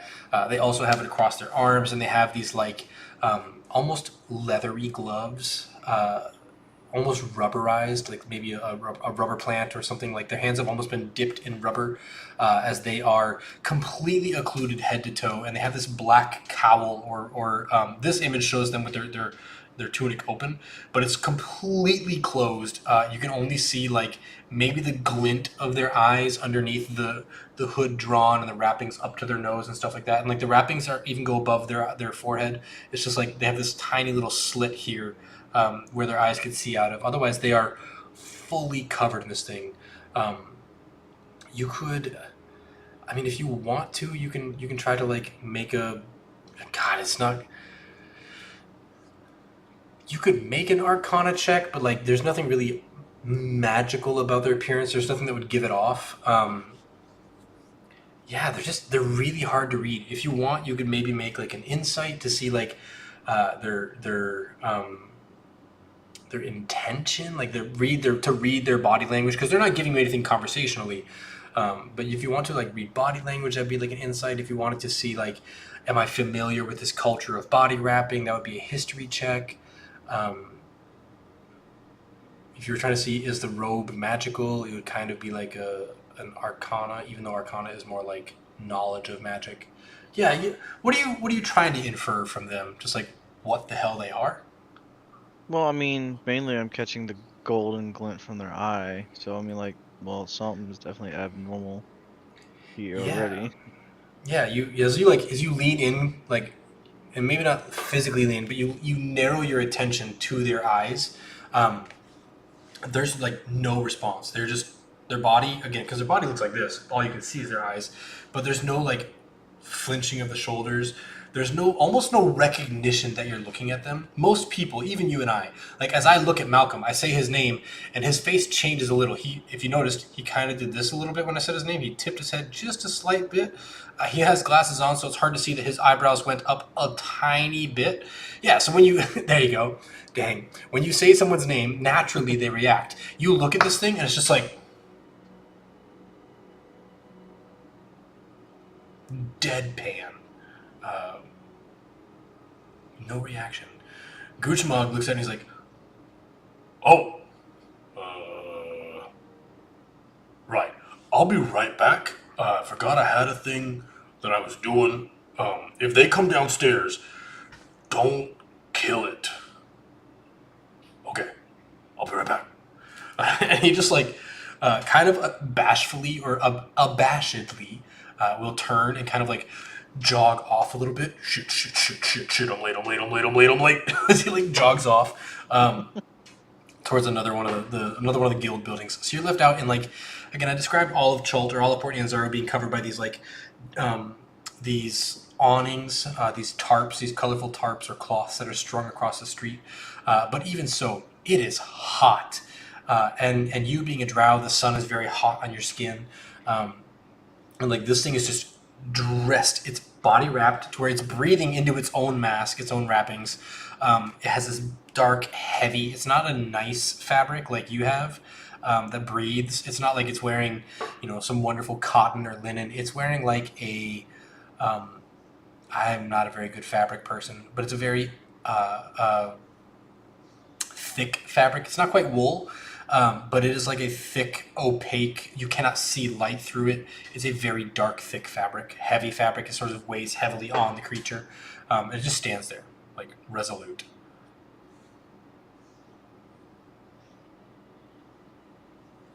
If it's just gonna stand there, he's just not gonna give any, like, response either. He's just Okay, you're here now. Got it. Hello. We would see this thing as we're walking down, right? Yeah, so you come down out of the tower, you and Lorelei. Lorelei is still like adjusting from their meeting with Volo. You having like gone up the stairs, I imagine you're a little bit out of breath, or maybe not at all. Maybe you're fit because you're a gladiator. You come back down the stairs, and you're face to face. Like now, it's like that triangle. You've got Zenthar looking at the creature, and you have Sage holding hands with the creature, and you see Guchamog jogging off in the distance. It's just like, How tall is this it's thing? probably as tall as Zenthar. Zenthar, what's your about height? I think it's 5'6". Okay, it's a little taller than you. It's not quite.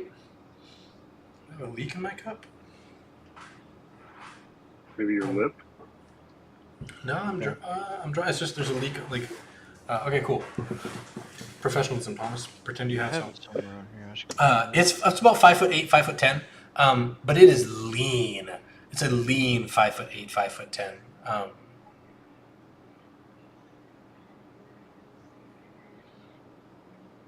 So by no means is it like an imposing height. Think like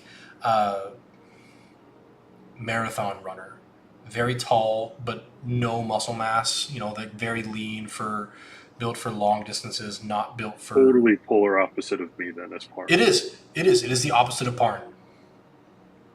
All right. And it's just standing there. Do we have a new friend? Who is this?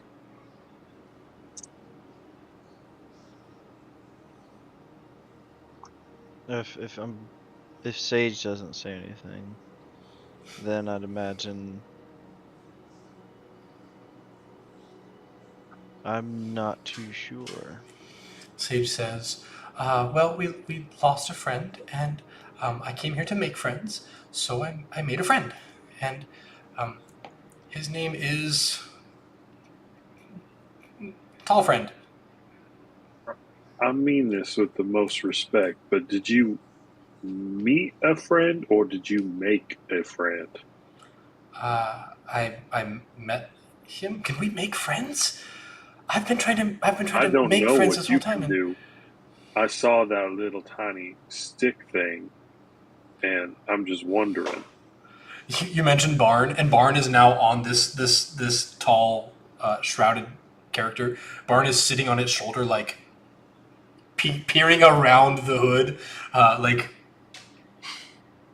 looking inside the hood of this person. Would this be something I maybe could have read about in books? Yeah, I think so. Could I do a history check? Yeah, make a history check. It's kind of like your yeah. So it matches a lot of the wrapping styles of the ruins of, I think it's the nation. Malcolm, you wandered through this nation.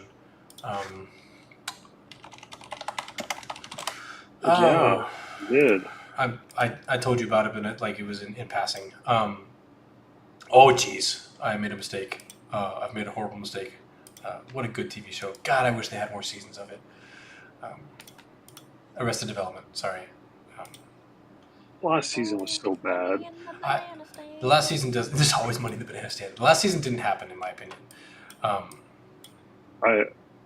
accept that. Because it wasn't really part of it. It was it was an afterthought, and it was kind of like They pandering. Unther. blended No, it the all. Shar. The Shar, sorry.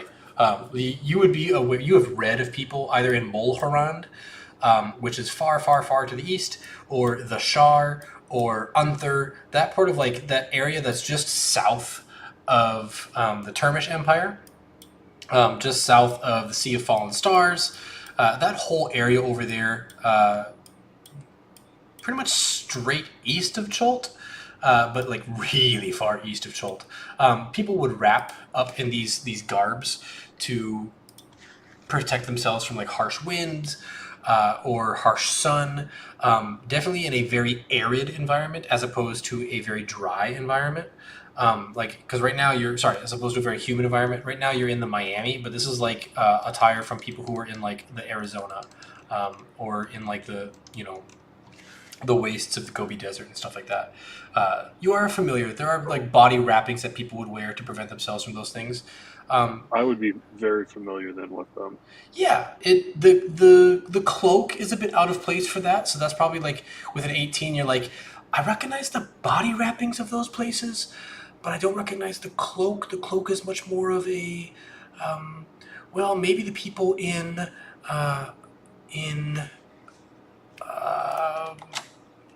Kalimshan, because they wear stealthy stuff like this, and this dark cloak looks like if this person put themselves up against a wall, they would be invisible, at night.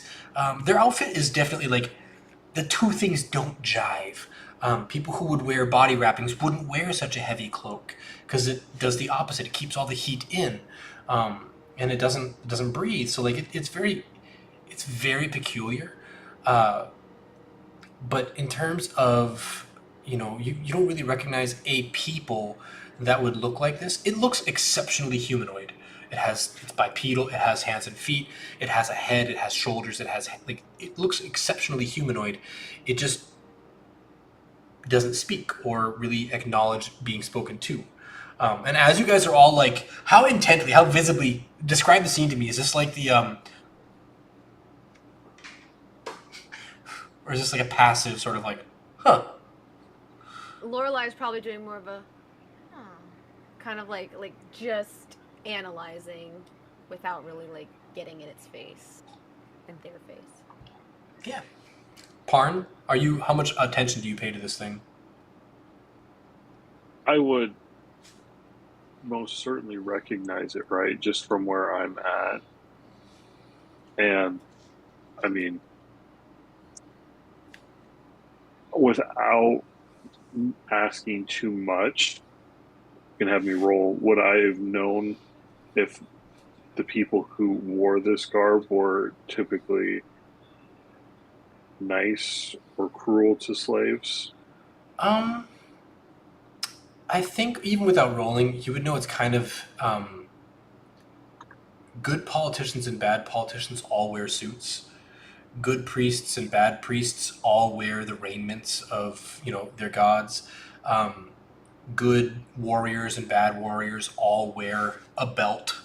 So it's kind of more like a cultural thing and less like a state or a title thing or a rank and order thing.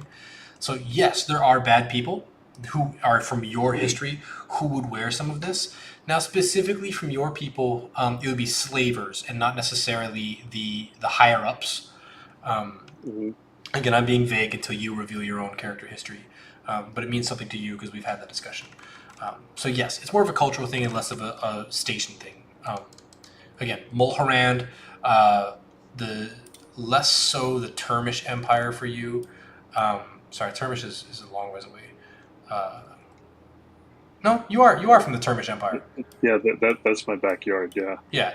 So more so like the Mulhorand would be a little bit farther east of you. You would have definitely have spent time when you were going between cities before you got your freedom in a land that had a lot of these people wearing stuff like this.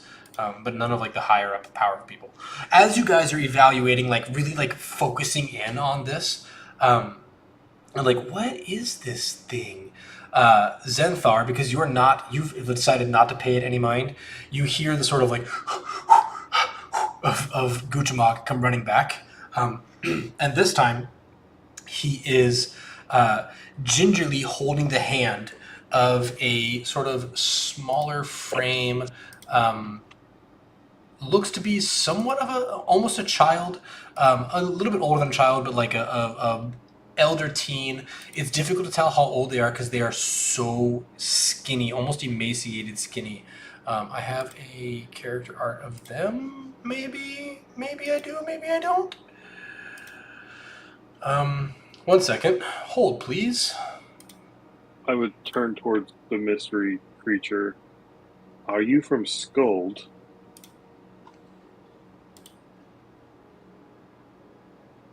You get a blank face reaction. Ignore If you are, do nothing. I knew it. You see, ignore the character in the back. Just pay attention to the character in the front of this image. I know I shouldn't have done that, but the character in the front. This sort of very emaciated, very gaunt face, very skinny, as they are being led by Guchamog. And Guchamog's like, I got the wheel! I got the wheel! Like looking at Parn. I got the wheel! And when this character walks up, the previously mysterious character behind you guys slowly steps back, turns towards the one being led by Guchamog, and will go stand behind him, just like in this image here, where it is standing behind this. I don't want to say child because they're not a child. They're just a person who has childlike appearances due to their like life. Guchamog's like, I had mentioned before that we were, it helps to have a wheel. And he's like, he feels really smart by saying wheel. Right, Parn? The wheel, remember? You did say that. That is All right. all sides. Okay, so I figured you guys needed no offense, flowers, but someone who is kind of like weird, and a little bit smart like you, but not like like. Oh, listen, let me introduce you. This is would you say your name was Nerd?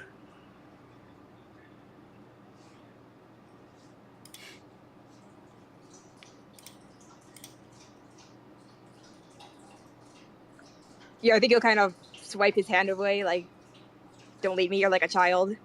Oh, sorry. And he'll say, my name's Phoenix.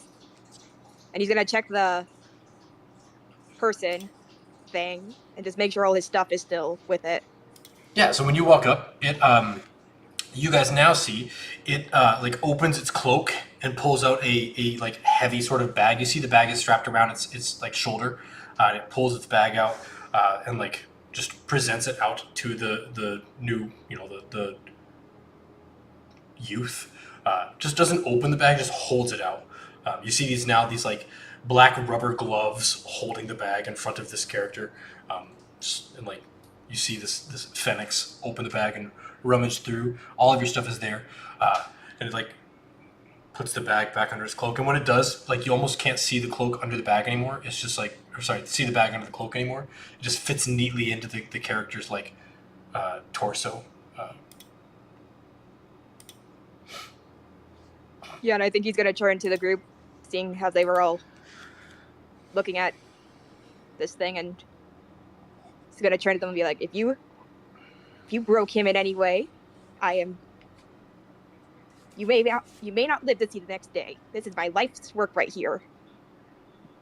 Oh no, they made friends with it, right? And Sage is like, yeah, I made friends. We're best friends. And like now you notice Phoenix is like Sage is holding its hand, and like it's not pulling its hand away, but it's also not like engaging in holding in Sage's hand. It's just it noticed something touch its hand, so it holds Sage's hand. Listen. So I saw that you guys were one short with the Wolfie leaving, and I thought before we go out, while you guys were figuring out where you want to go, I went to the guild, and turns out all of the people that were with died in the trial of initiative, and they're working on reviving them. Well, I mean, 2 of them we couldn't find a body, so we can't revive them. But they're gonna revive the 3rd one. I heard if they can find the other half of him and put him back together, they're gonna revive him too. But he lost all of his friends, and you lost one of your friends. I thought maybe we could make the wheel. Thank you, Guchamog. That was so smart. Thank you. Yeah. I thought it was pretty good too. Okay. Nerd. This is Flowers and Dwarf and Drow and Wild Lady.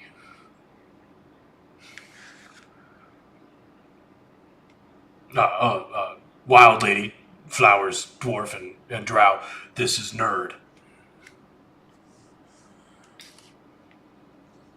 Lorelai will stick her hand out towards Nerd and to say, Lorelai, it's a pleasure to meet you.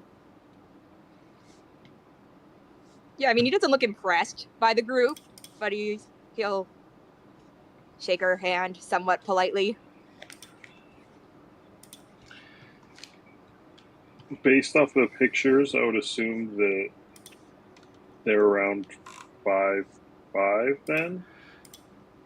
If whatever was 5'7" Yeah, they're slightly shorter. So the I'd say Phoenix is roughly 5.5 feet tall, somewhere around there. How do you spell that? Phoenix, Fenix. It is not what I named them on the stream, so I'm working on fixing that. Thanks, Sparrow, for that. You're welcome. That last minute surprise. Buddy, I told you I sucked at names. I love surprises. They're my favorite. What's her name? Tina Fey? Is that the lady who does the surprise from Saturday Night Live? No. It's another show I've seen all of 2 episodes of. I feel like that's the other one. Shoot, what's her name? She was in Bridesmaids. Important details for D&D night. Yeah. It is Tina Fey. No, it is Tina Fey. Oh no, it's not. Christina Wig is the one. It's you're Christina thinking Wig. of. You're right. Thank you. Yeah, this is a surprise. Yeah. I just love surprises. It's a pleasure to meet you, and I will try and shake their hand as well. Yeah. The do you extend your hand, Phoenix? Yeah, he'll more so be doing it out of politeness. I mean, at this very moment, he still looks pretty pissed that one in the group left with his life's work, but he's kind of trying to calm the fuck down a bit. Yeah. What in exactly is this us work? Oh, well, it mostly just carries my stuff around as of now. Are they strong? Can they take my stuff too?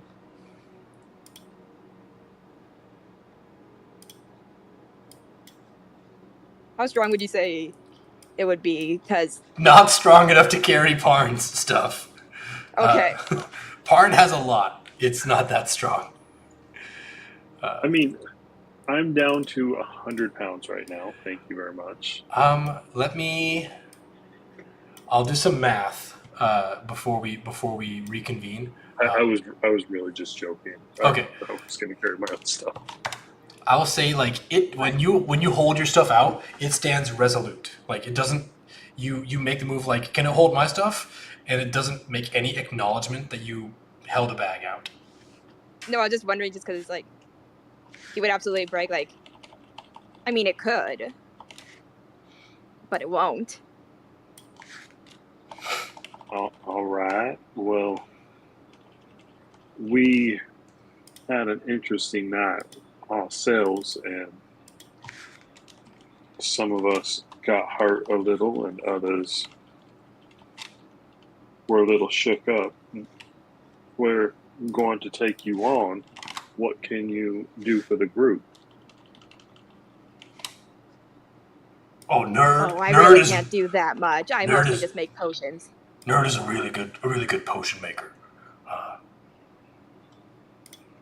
That's why I called him Nerd, right? And they almost go to like punch you in the shoulder, and they're like, "Oh, sorry, I forgot."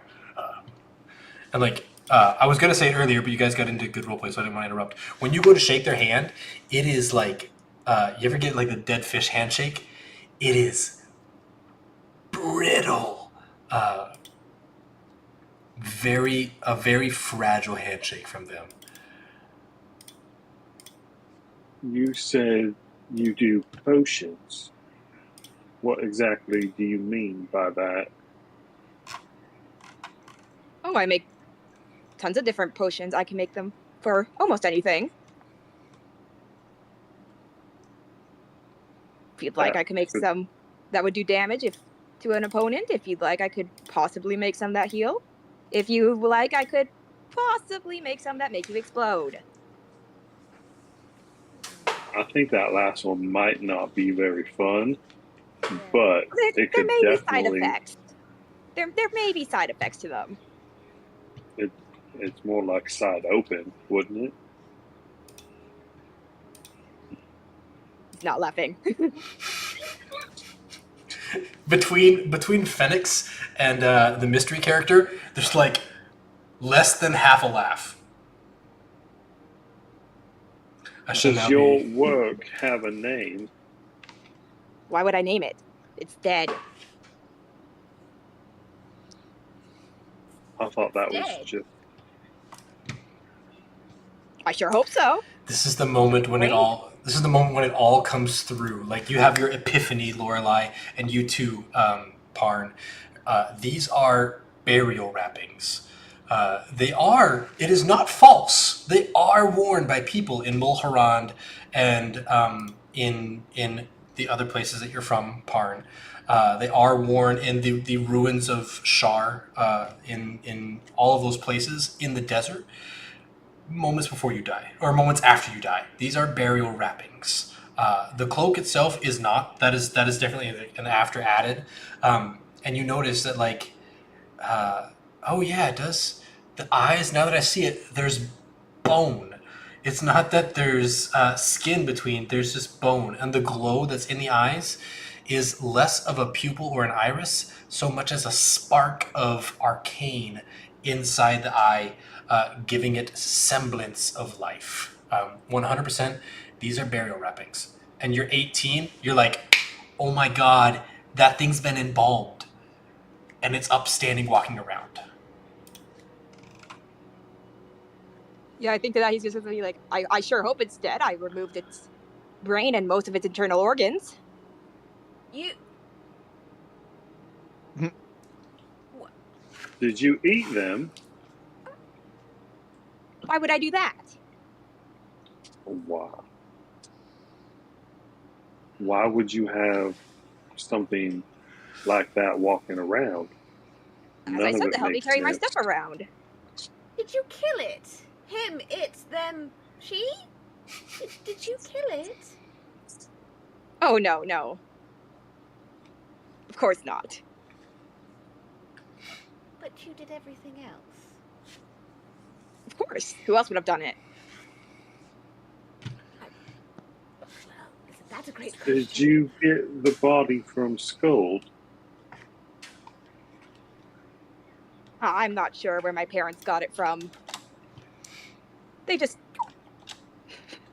Do your parents do this as well, or was this Oh, no, just they- a gift from them to you? More so just a gift.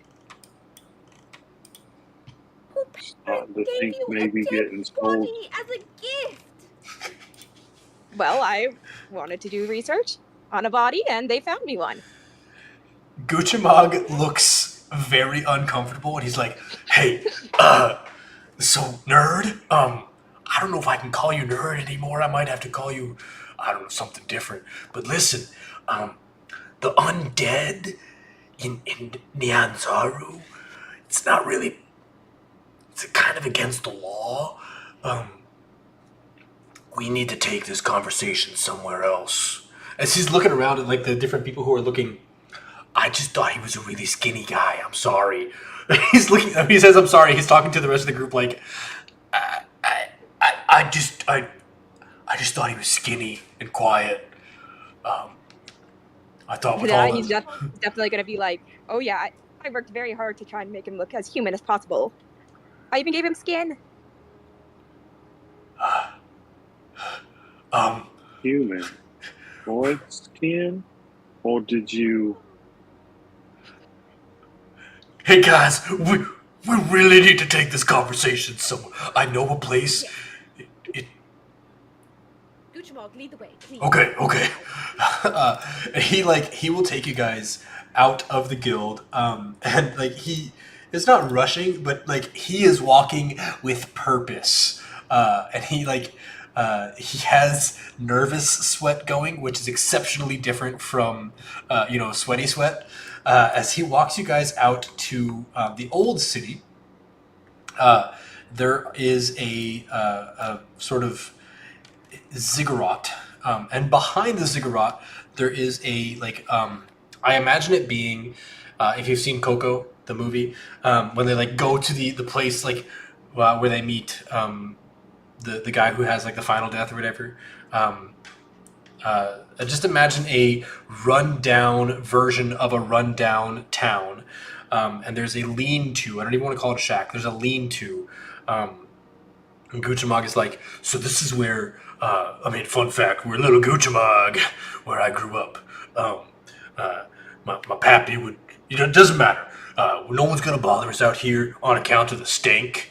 And outside of his shack, so you are in this tiny little lean-to here, the tiny little box behind the building.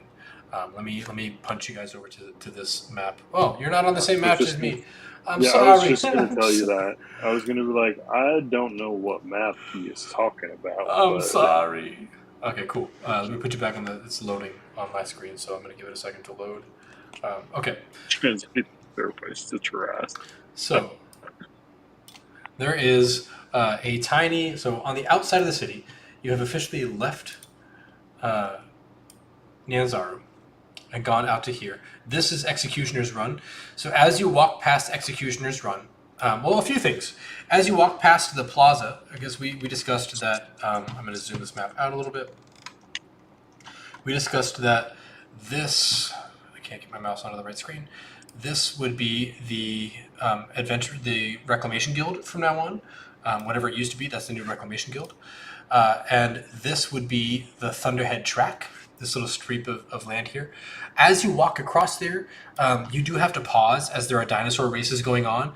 And Guchamog almost like walks into the street through the dinosaur race. He's super uncomfortable with the undead.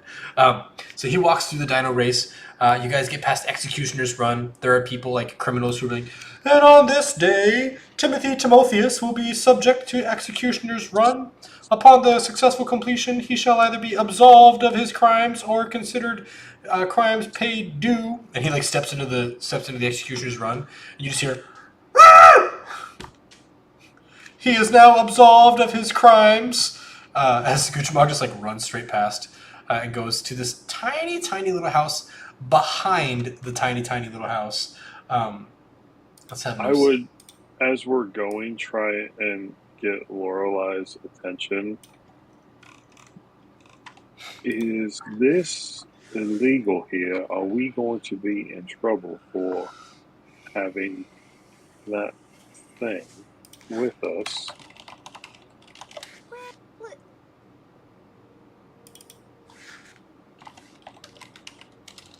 I'm assuming she would know all the rules of the city. Well, you do. So you do know there is a subsection, a subclause of the laws of the city called the Sanctity of the Dead. So there are three sets of rules in Port Nyanzaru. There are the laws of Port Nyanzaru, there are the laws of the Reclamation Guild, and then there's the Yatrepka Code.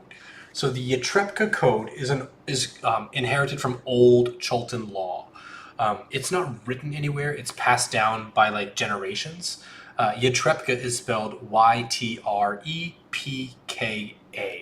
I can put that into chat for us. So that would be great because my dyslexia went out the window. Perfect. This is the Yatrepka Code.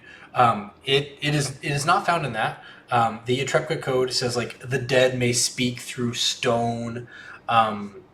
If it was worn, it was loved. Different things like it's recited. It's not really written, right? They say things like 10 nights make a forsaking, but only if the moon is clean. It's like weird, open to interpretation, ancient law. There is the Reclamation Guild, which is merit-based, tradition-aware organization, but it's like it only governs those who are in the guild and how they may interact with the city. It's a lot more like hierarchical and strict. Then there's the laws of Port Nyanzaru, which are largely based on encouraging merchant trade and things like that. So there's not a whole lot in terms of treatment of the dead. However, there is one section called the Sanctity of the Dead.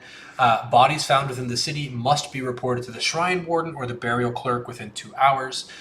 Improperly disposing, desecrating, or cremating without a permit is a minor offense, just because bodies disrupt trade. That's really the only rules. They don't like undead. The like death is very revered here, but not by law, just by religion. So that's what you would know, Lorelai. Sorry, that's a long way to say what you would know. Well, Pawn, it's not illegal. Frowned upon, certainly. Does it make people uncomfortable?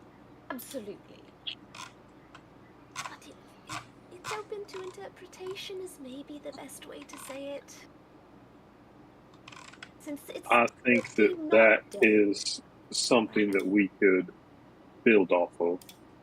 I don't really know how I feel about this myself, but as long as it's not going to threaten us. It shouldn't.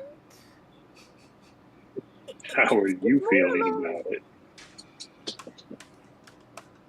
It's not technically dead right now. So creepy maybe. Definitely. A little thrilling. I want to know more, but I just don't think we should tell anyone. I mean, let's limit calling it a dead body. Maybe we just call it Mr. Body. I'm not sure, but something like that. That's so why much I better. did ask if it had a name. Yeah. Yeah. We'll have to talk to Phoenix about this, I feel like. Get him to warm up to the idea of not calling it a dead body. I'm interested about the new skin that it got. That sounds like a fun task. Ugh. Kind of want to know as well. Morbid curiosity, one might say. I also don't think I want to know where he got skin from. How loud is your guys' conversation? Oh, probably more of a whisper than loud, because yeah, Lorelai would not want people to hear her talking about a dead body walking around. Fair. More importantly, or more pertinently, not important, but pertinent, Phoenix might or might not hear you depending on your volume. Is he walking in front of us or behind us? Well, I imagine if you wanted to have a private conversation, because you're not walking from it's not like you're walking down a main concourse. You're walking through streets, and then you go through a gate, and then you go around the Executioner's Run, and there's two sides of that. And there was a moment when you were parted by the dinosaur races. So there's ample opportunity for the two of you to not, you and Parn to go off and talk. It wouldn't have necessarily even had to have all taken place at once. It could have been 20 words here and then separate and then come back and then talk. Yeah, we see that, we the audience, as I like to say, we the audience see that play out over a 2-episode walk through the city, because we're on One Piece pacing, and we have 250 episodes for a story, or Yu Yu Hakusho pacing, where it's almost the demon tournament. 5 episodes later, it's the demon tournament round 1 opening ceremonies. God, I like that show. All right, cool. Sorry, brain fart. So as you guys are you're going through, you're having this conversation, I would imagine you are careful enough not to have that conversation in front of Phoenix. So I'm not going to have Phoenix roll for a perception or anything like that. One, I have short legs, so I'm going to be in the back. Notably, Phoenix is not the fastest either. They get winded easily as they are going through the streets. Occasionally, Guchamog is like, "Oh, don't worry, nerd. I'll help you out. Here, do you mind if I carry you across this thoroughfare? We kind of got to go quick between the dinos." That might be a problem as well. Oh no, they're really capable. It's just they lose their breath a little quicker than the normal. Look, not everybody's as strong as you and me, Barn, dwarf. I'm gonna mess it up all the time. Guchamog says dwarf until he has a different name to call you. Dwarf beard. Dwarf beard, yeah, that is what he called you. So he occasionally scoops up Phoenix and runs across the street and then gingerly sets Phoenix down. When you guys eventually arrive at the lean-to behind the efficiency behind the building, so there's a store here, a building here, an efficiency here, and the lean-to, which is about the size of 2 outhouses put together, just enough that a child half-orc could lay down along next to a adult half-orc. He's like, so not for nothing, but ain't nobody gonna bother us on account of the wastes out there. And he gestures off. Those of you who have spent any time, so this would be Zenthar, pretty much just Zenthar. There is a giant cesspit of all the waste of the city out behind his house. He lives on or right next to a trash heap. Okay.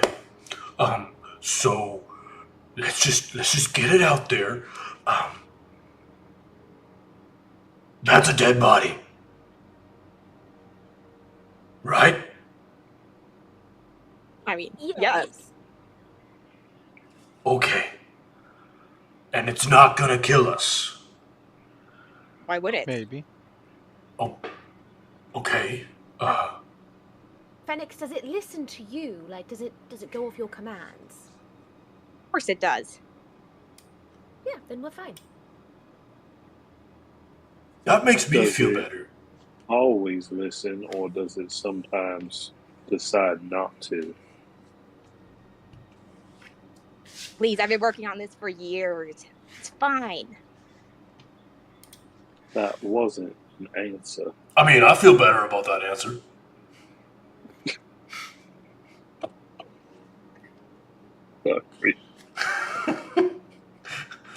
Makes me feel better. You've been working on it for years. You're probably pretty good at it by now. I mean, I can't. I mean, like, I can't raise a dead body.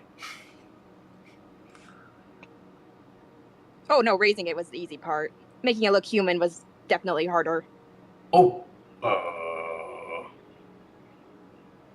okay.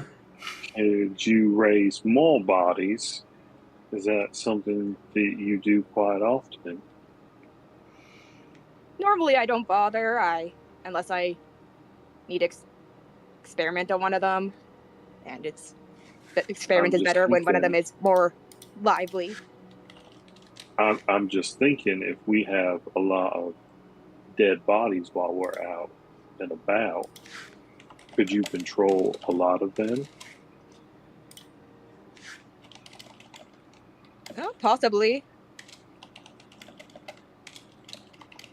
I don't see anything that could go wrong with that. Oh, there's so much that can go wrong with that. I'm aware. I was Being one making of a them. joke. My apologies. I don't hear it when I'm in my head. So sorry. I would like to say that Sage has not let go of the hand of this thing. Like, she has made best friends with it. She walks with it hand in hand the whole way. Like, she's swinging hands in the same way that you would swing hands with, like, somebody who is paid to be your friend. They're like, they allow you to swing their hand, but they commit no effort to the swinging. But Zinthar, what do you think about this? You have spent a little bit more time here than the rest of us. How do you think that this would go? Personally, I am not too opposed. However, if it's out the wrong way towards the wrong one, I won't be hesitant to kill it again. So, Phoenix, this is probably the first time you notice Zenthar, as they are exceptionally quiet of tongue, and exceptionally good at not being noticed. And not in the way that like they hide against buildings and slink through the shadows. They're just exceptionally adept at not being the target of attention. And you finally take note that like there is this drow standing in the presence of this building with, you are a very eclectic group. You have the most normal one is Parn. And Parn has hands that look like they are caked over in iron, or copper rather. Like you have a green genasi. You have a drow. I guess the drow is pretty normal. You have a jungle lady who is like woven sticks into her hair, and it's hard to tell like where the dreadlock starts and the stick stops. You have like the weirdest group of eclectic people. This is the first time you notice the drow standing in your midst.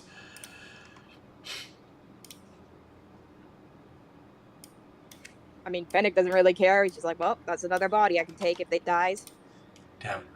So we don't hear that. We just see that Phoenix doesn't care that there's a drow. Yeah, that was a mental note to himself. I got you.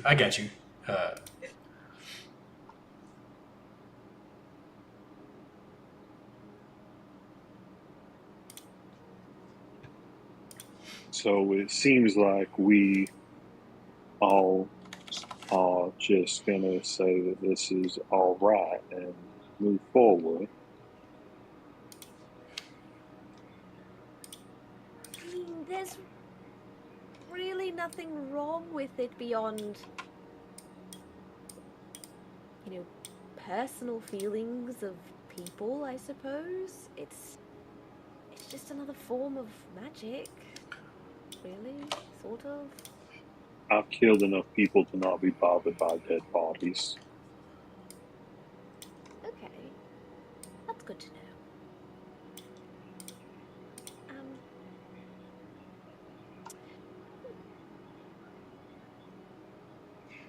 Gucci, do we Yeah. need to tell anyone at the guild about this? Or No. is it okay to just say it's probably best?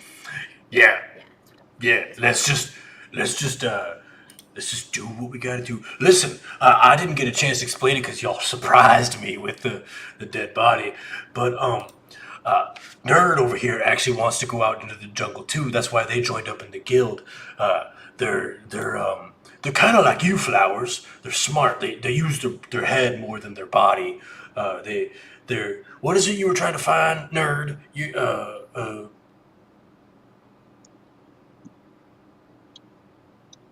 You're just gonna look at him, not say anything, just watch him fail to remember. Nerd was looking for stuff out in the old places, like out in the Doranunga, like in the old places. They like to study old things, like he points at the dead body, like the. Can we just name it? I'd feel a lot better if we named it. Why would we name a dead corpse? I mean, we could, but we wouldn't have to say dead body anymore. It would make me feel. It would make me feel a lot better. Could we just call it Mr. Body? Mr. Body, I like that. Yeah. It's easy to remember. It doesn't touch on too many of the aspects of what it is. Because it's a body. I like that. Very smart. But wait. What about Mr. Nobody? Because he's not there. That's a lot. But that's a lot of syllables. I was just gonna call it Bone. That's probably not the best name because then people will know that it's Bones. I mean, people give nicknames to things all the time, Could be Bone because he likes to crush bones or something, who knows. But, it's not important. It's semantics. Nick, would that be alright with you? It seems like you're very not attached to it having a name. But for the rest of us, is that alright if we give it something we can call it? I mean, it's weird, but you can do it, I guess. Weird to some, normal to others.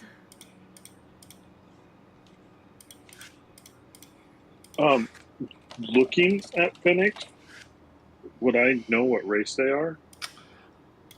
They have a sort of human-ish appearance. They lack the sort of, well, I don't know for certain. They have a very lithe and very thin frame like elves. They have a bit of a tip to their ears like elves, but they're a bit too short to be a stormtrooper, a bit too short to be an elf. Again, they are very lithe, almost too lithe and skinny. I keep using that word. They're almost too skinny to be human, but they're almost too short to be an elf. There's something in between.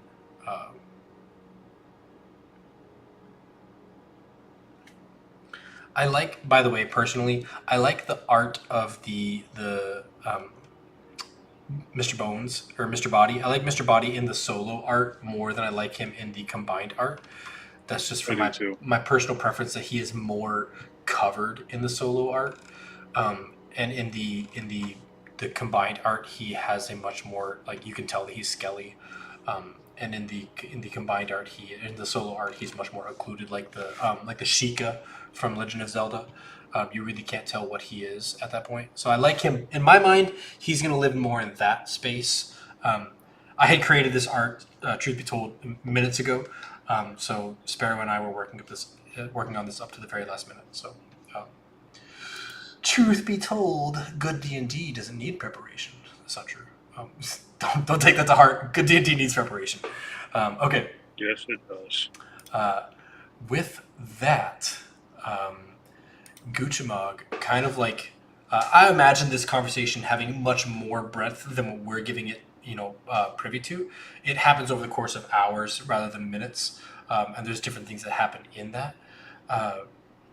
Guchamog would be like, okay, so do we have an accord that we're going to travel together? I'm fine with that. Pawn, I Zen? think so. So be it. Yeah, that's good. Nerd, are you okay? I know that I kind of pulled you out of the pile over there at the guild, but trust me, they're a good group of people. I mean, I don't know about good, but they're decent people. I think they're gonna take care of you. They'll stay in front of you so you don't get, with the.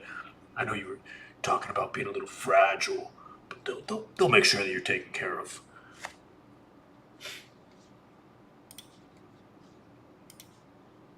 I mean, he doesn't look convinced. I mean, this is just kind of the people he's staying with until he can find someone better type idea. Yeah, I think that that pragmatic approach matches some of your conversations you've already had. I'm thinking back to a conversation between Lorelei and Zenthar, where like Zenthar was ready to move in with Lorelei to the first class as opposed to waiting around for the group that you came with. So that pragmatic approach is very familiar. He's like, okay, I did something I shouldn't have. I drew up the charters for a few different quests, and he'll lay them out on like a makeshift table. It's really like an overturned pallet that he's like put. They don't have cardboard in D&D because cardboard is a pressed paper, but he has some form of wood on the back of a pallet, and he's like, so. These are all the things that I think we could do that might be beneficial. And he doesn't have the quest log that I gave you guys. I'm not really big into quest logs, but I think for a campaign like this, it's fitting that somebody will be tracking the things you can do. So Guchamog will present a charter for multiples of these. He obviously can't present a charter for the 15 children who have gone missing or the water from the River Tiryiki being dirty and foul.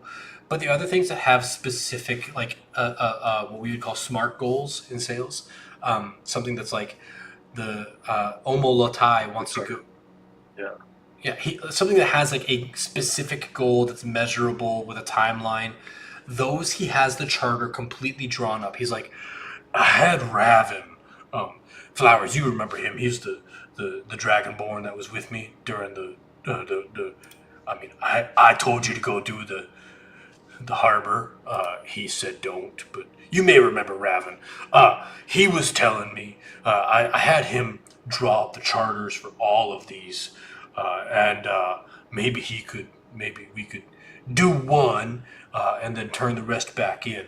Now the way it works is we get paid up front our retainer for the mission, and then when we come back with proof that we've completed it, we get paid the rest, minus any costs like revivals and stuff like that. You don't want to die, but if we bring the body back, we can revive you, so that's a good thing. You guys have, I'll tell you, I don't think we should go to Tiryiki or to Firefinger yet, but I'll protect you if you're ready, and I'm gonna take my whole crew there because we're chartered for that. But something easy maybe to get started. I think easy would be best, especially now that we have to, get to know Phoenix and he has to get to know us, and so easy would probably be best. And maybe this time everyone will be able to help us in the fight. I mean, that sounds like a good idea.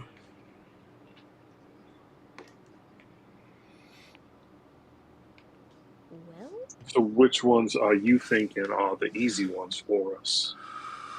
Well, I mean, going up and down the Ocean Star, it's a pretty wide river.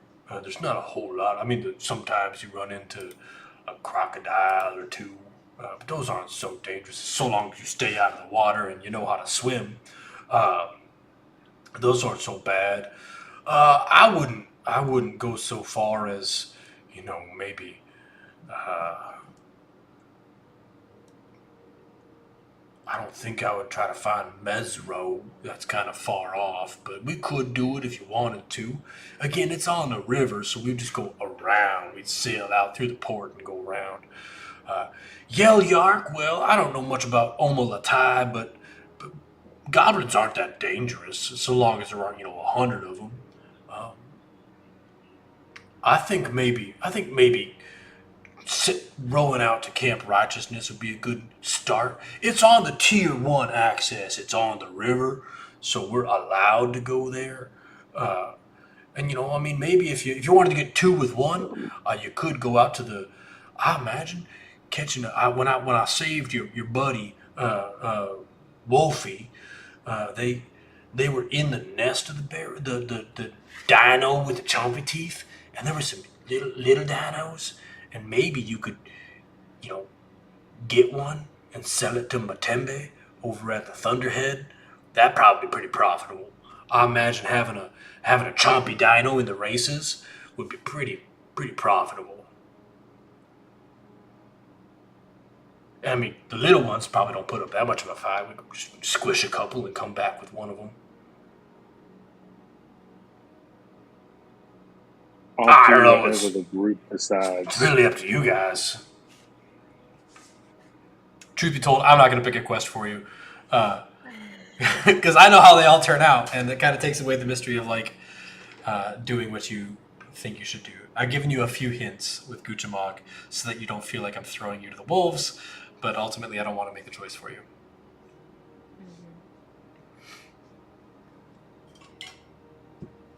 well, it's. I don't mind the idea of killing two birds with one stone. Let's do those. You up for that, Pawn? I mean, Zen, you've been yourself and very quiet. As please feel free. What speak two up. are you thinking about going after? Well, the dino one for Matembe. That sounded easy enough. Maybe. You weren't really awake for the fight, but it was pretty brutal. It took down almost all of us. Well, Pawn, I am trying my best. You just I- said, I don't know what to do. Tell me, what do you want to do? I'm giving so many options, and everyone just says, no, don't do that. It's too hard. I don't I'm know what I'm willing to supposed do to that. do. I'm just saying it was tough, and we might need to prepare a little. Oh yeah, I think hitting it at home might be a little bit better than hitting it, it hitting you in the dark, in the night, in the rain, after being attacked by all them little dinos. Look, I was watching, and I wanted to intervene. I'm sorry, but I just couldn't. He looks really nervously around at the group, avoiding eye contact with Lorelai. Like, I feel really bad that I didn't intervene, but I just couldn't. It was against the rules. Guchamog, don't feel bad. It was Okay. our trial to finish. It's best you didn't step in. Good. I'm glad I didn't then. I just felt bad that y'all was getting your ass kicked. Yeah. Here's the thing. The jungle is going to be very difficult to deal with. No matter for what sure. we do. From all the books I've read, it's pretty bad in there, would be the best way to put it. So even the easiest tasks might still come with their own problems. I think we can handle it. We've got Zenthar, we've got Pawn, we've got Mr. Body, we've got Sage. I don't Sage know is just You- handle that. cut to Sage just holding hands. Like, that's my roleplay for her is she's just holding hands this entire episode. She's afraid to lose another friend. Got it. 100%. She's like clutching the hand of Mr. Body.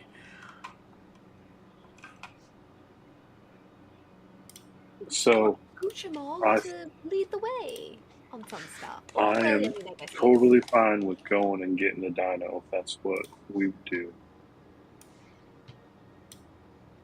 So again, Zen, Phoenix, any input would be helpful.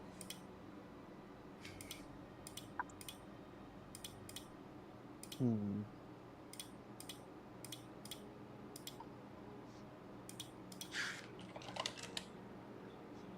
It's mildly entertaining seeing the chaos scrambling. I don't think so. I'm cool with whatever.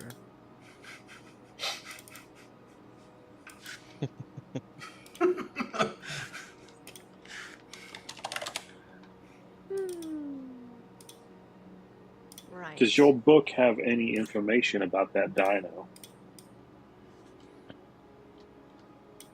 My book?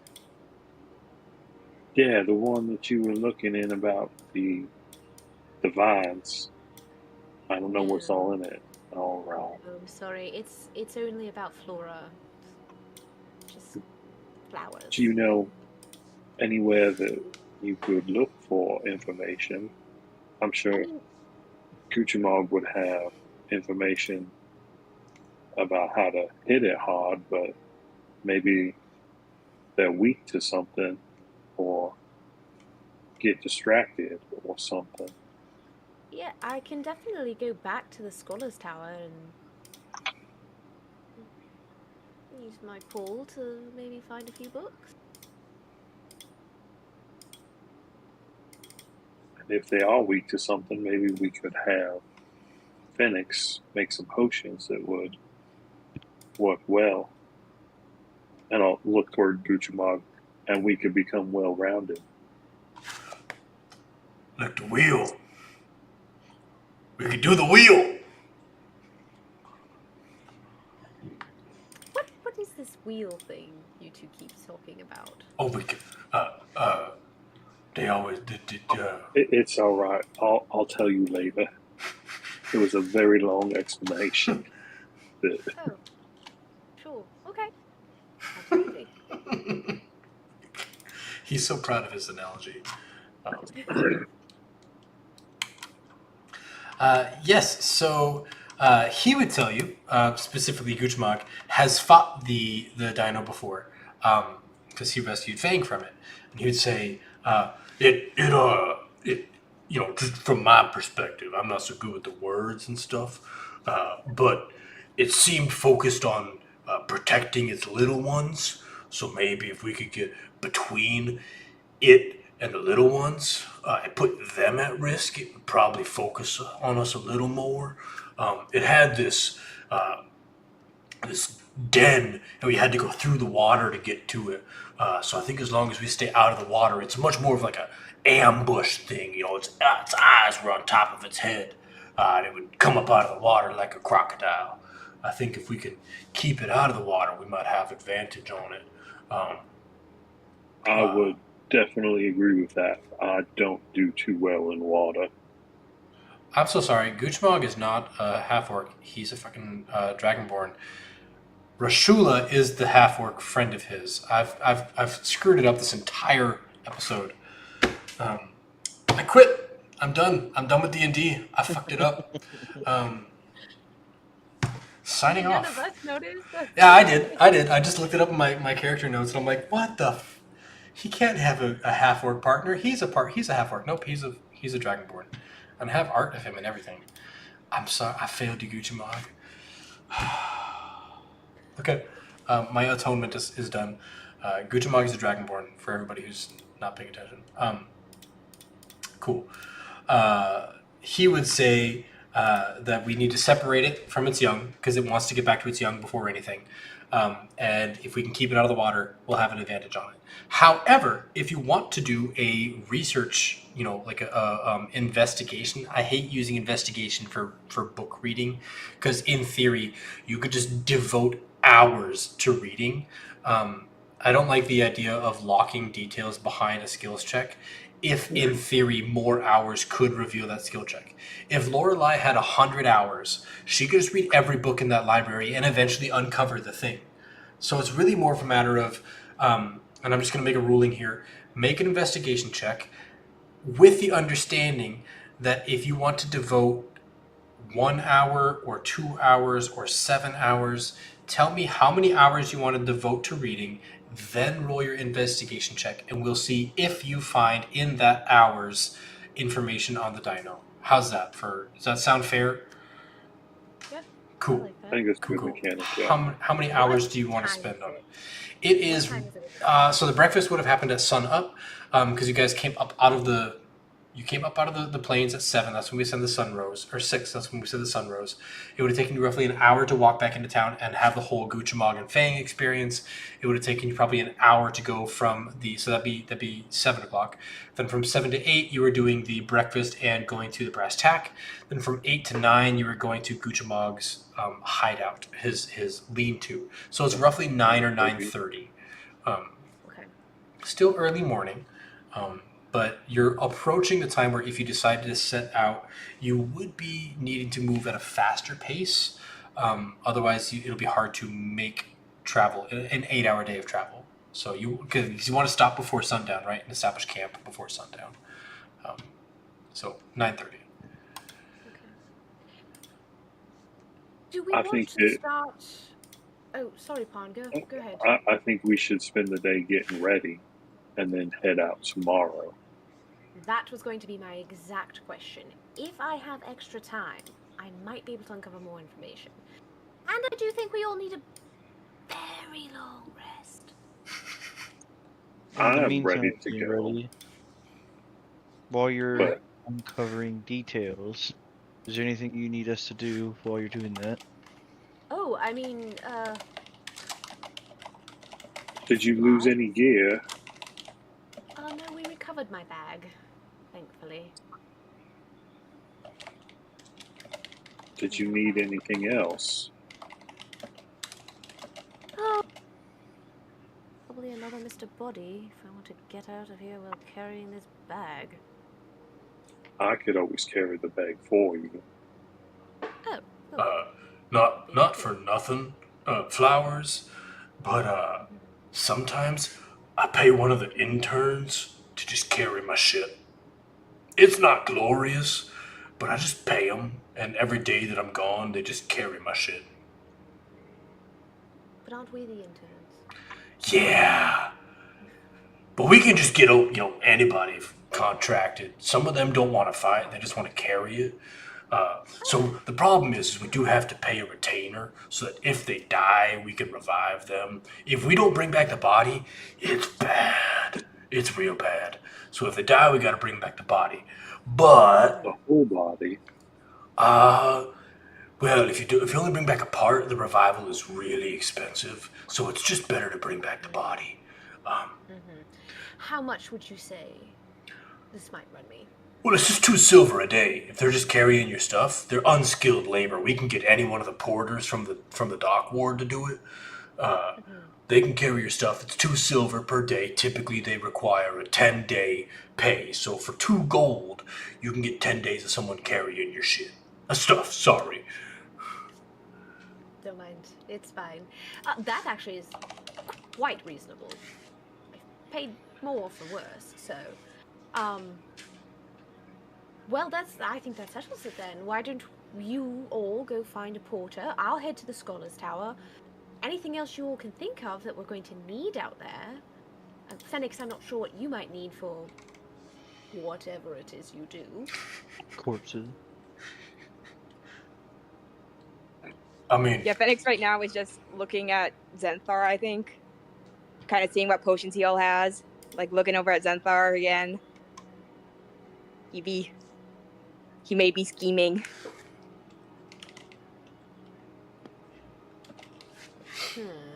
You go spend some time in your books, and we will get everything we need, and we can head out tomorrow. I think that's the best plan of action. So why don't you all go to... Arn is already starting to walk away. So why don't you doop doop doop doop doop doop doop making my way downtown. Walking fast, faces come from the hometown. Dee dee dee dee dee dee dee. Perfect. Phoenix, do you want to come with me to the Scholar's Tower, or would you like to go with them to purchase things? Oh, I'm sure I have everything I need already.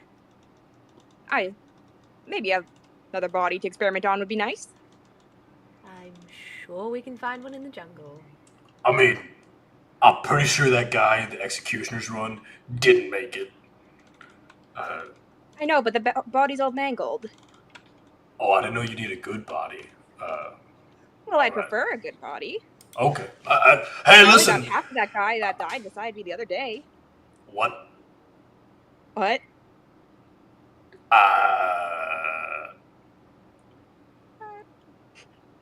I'm not comfortable.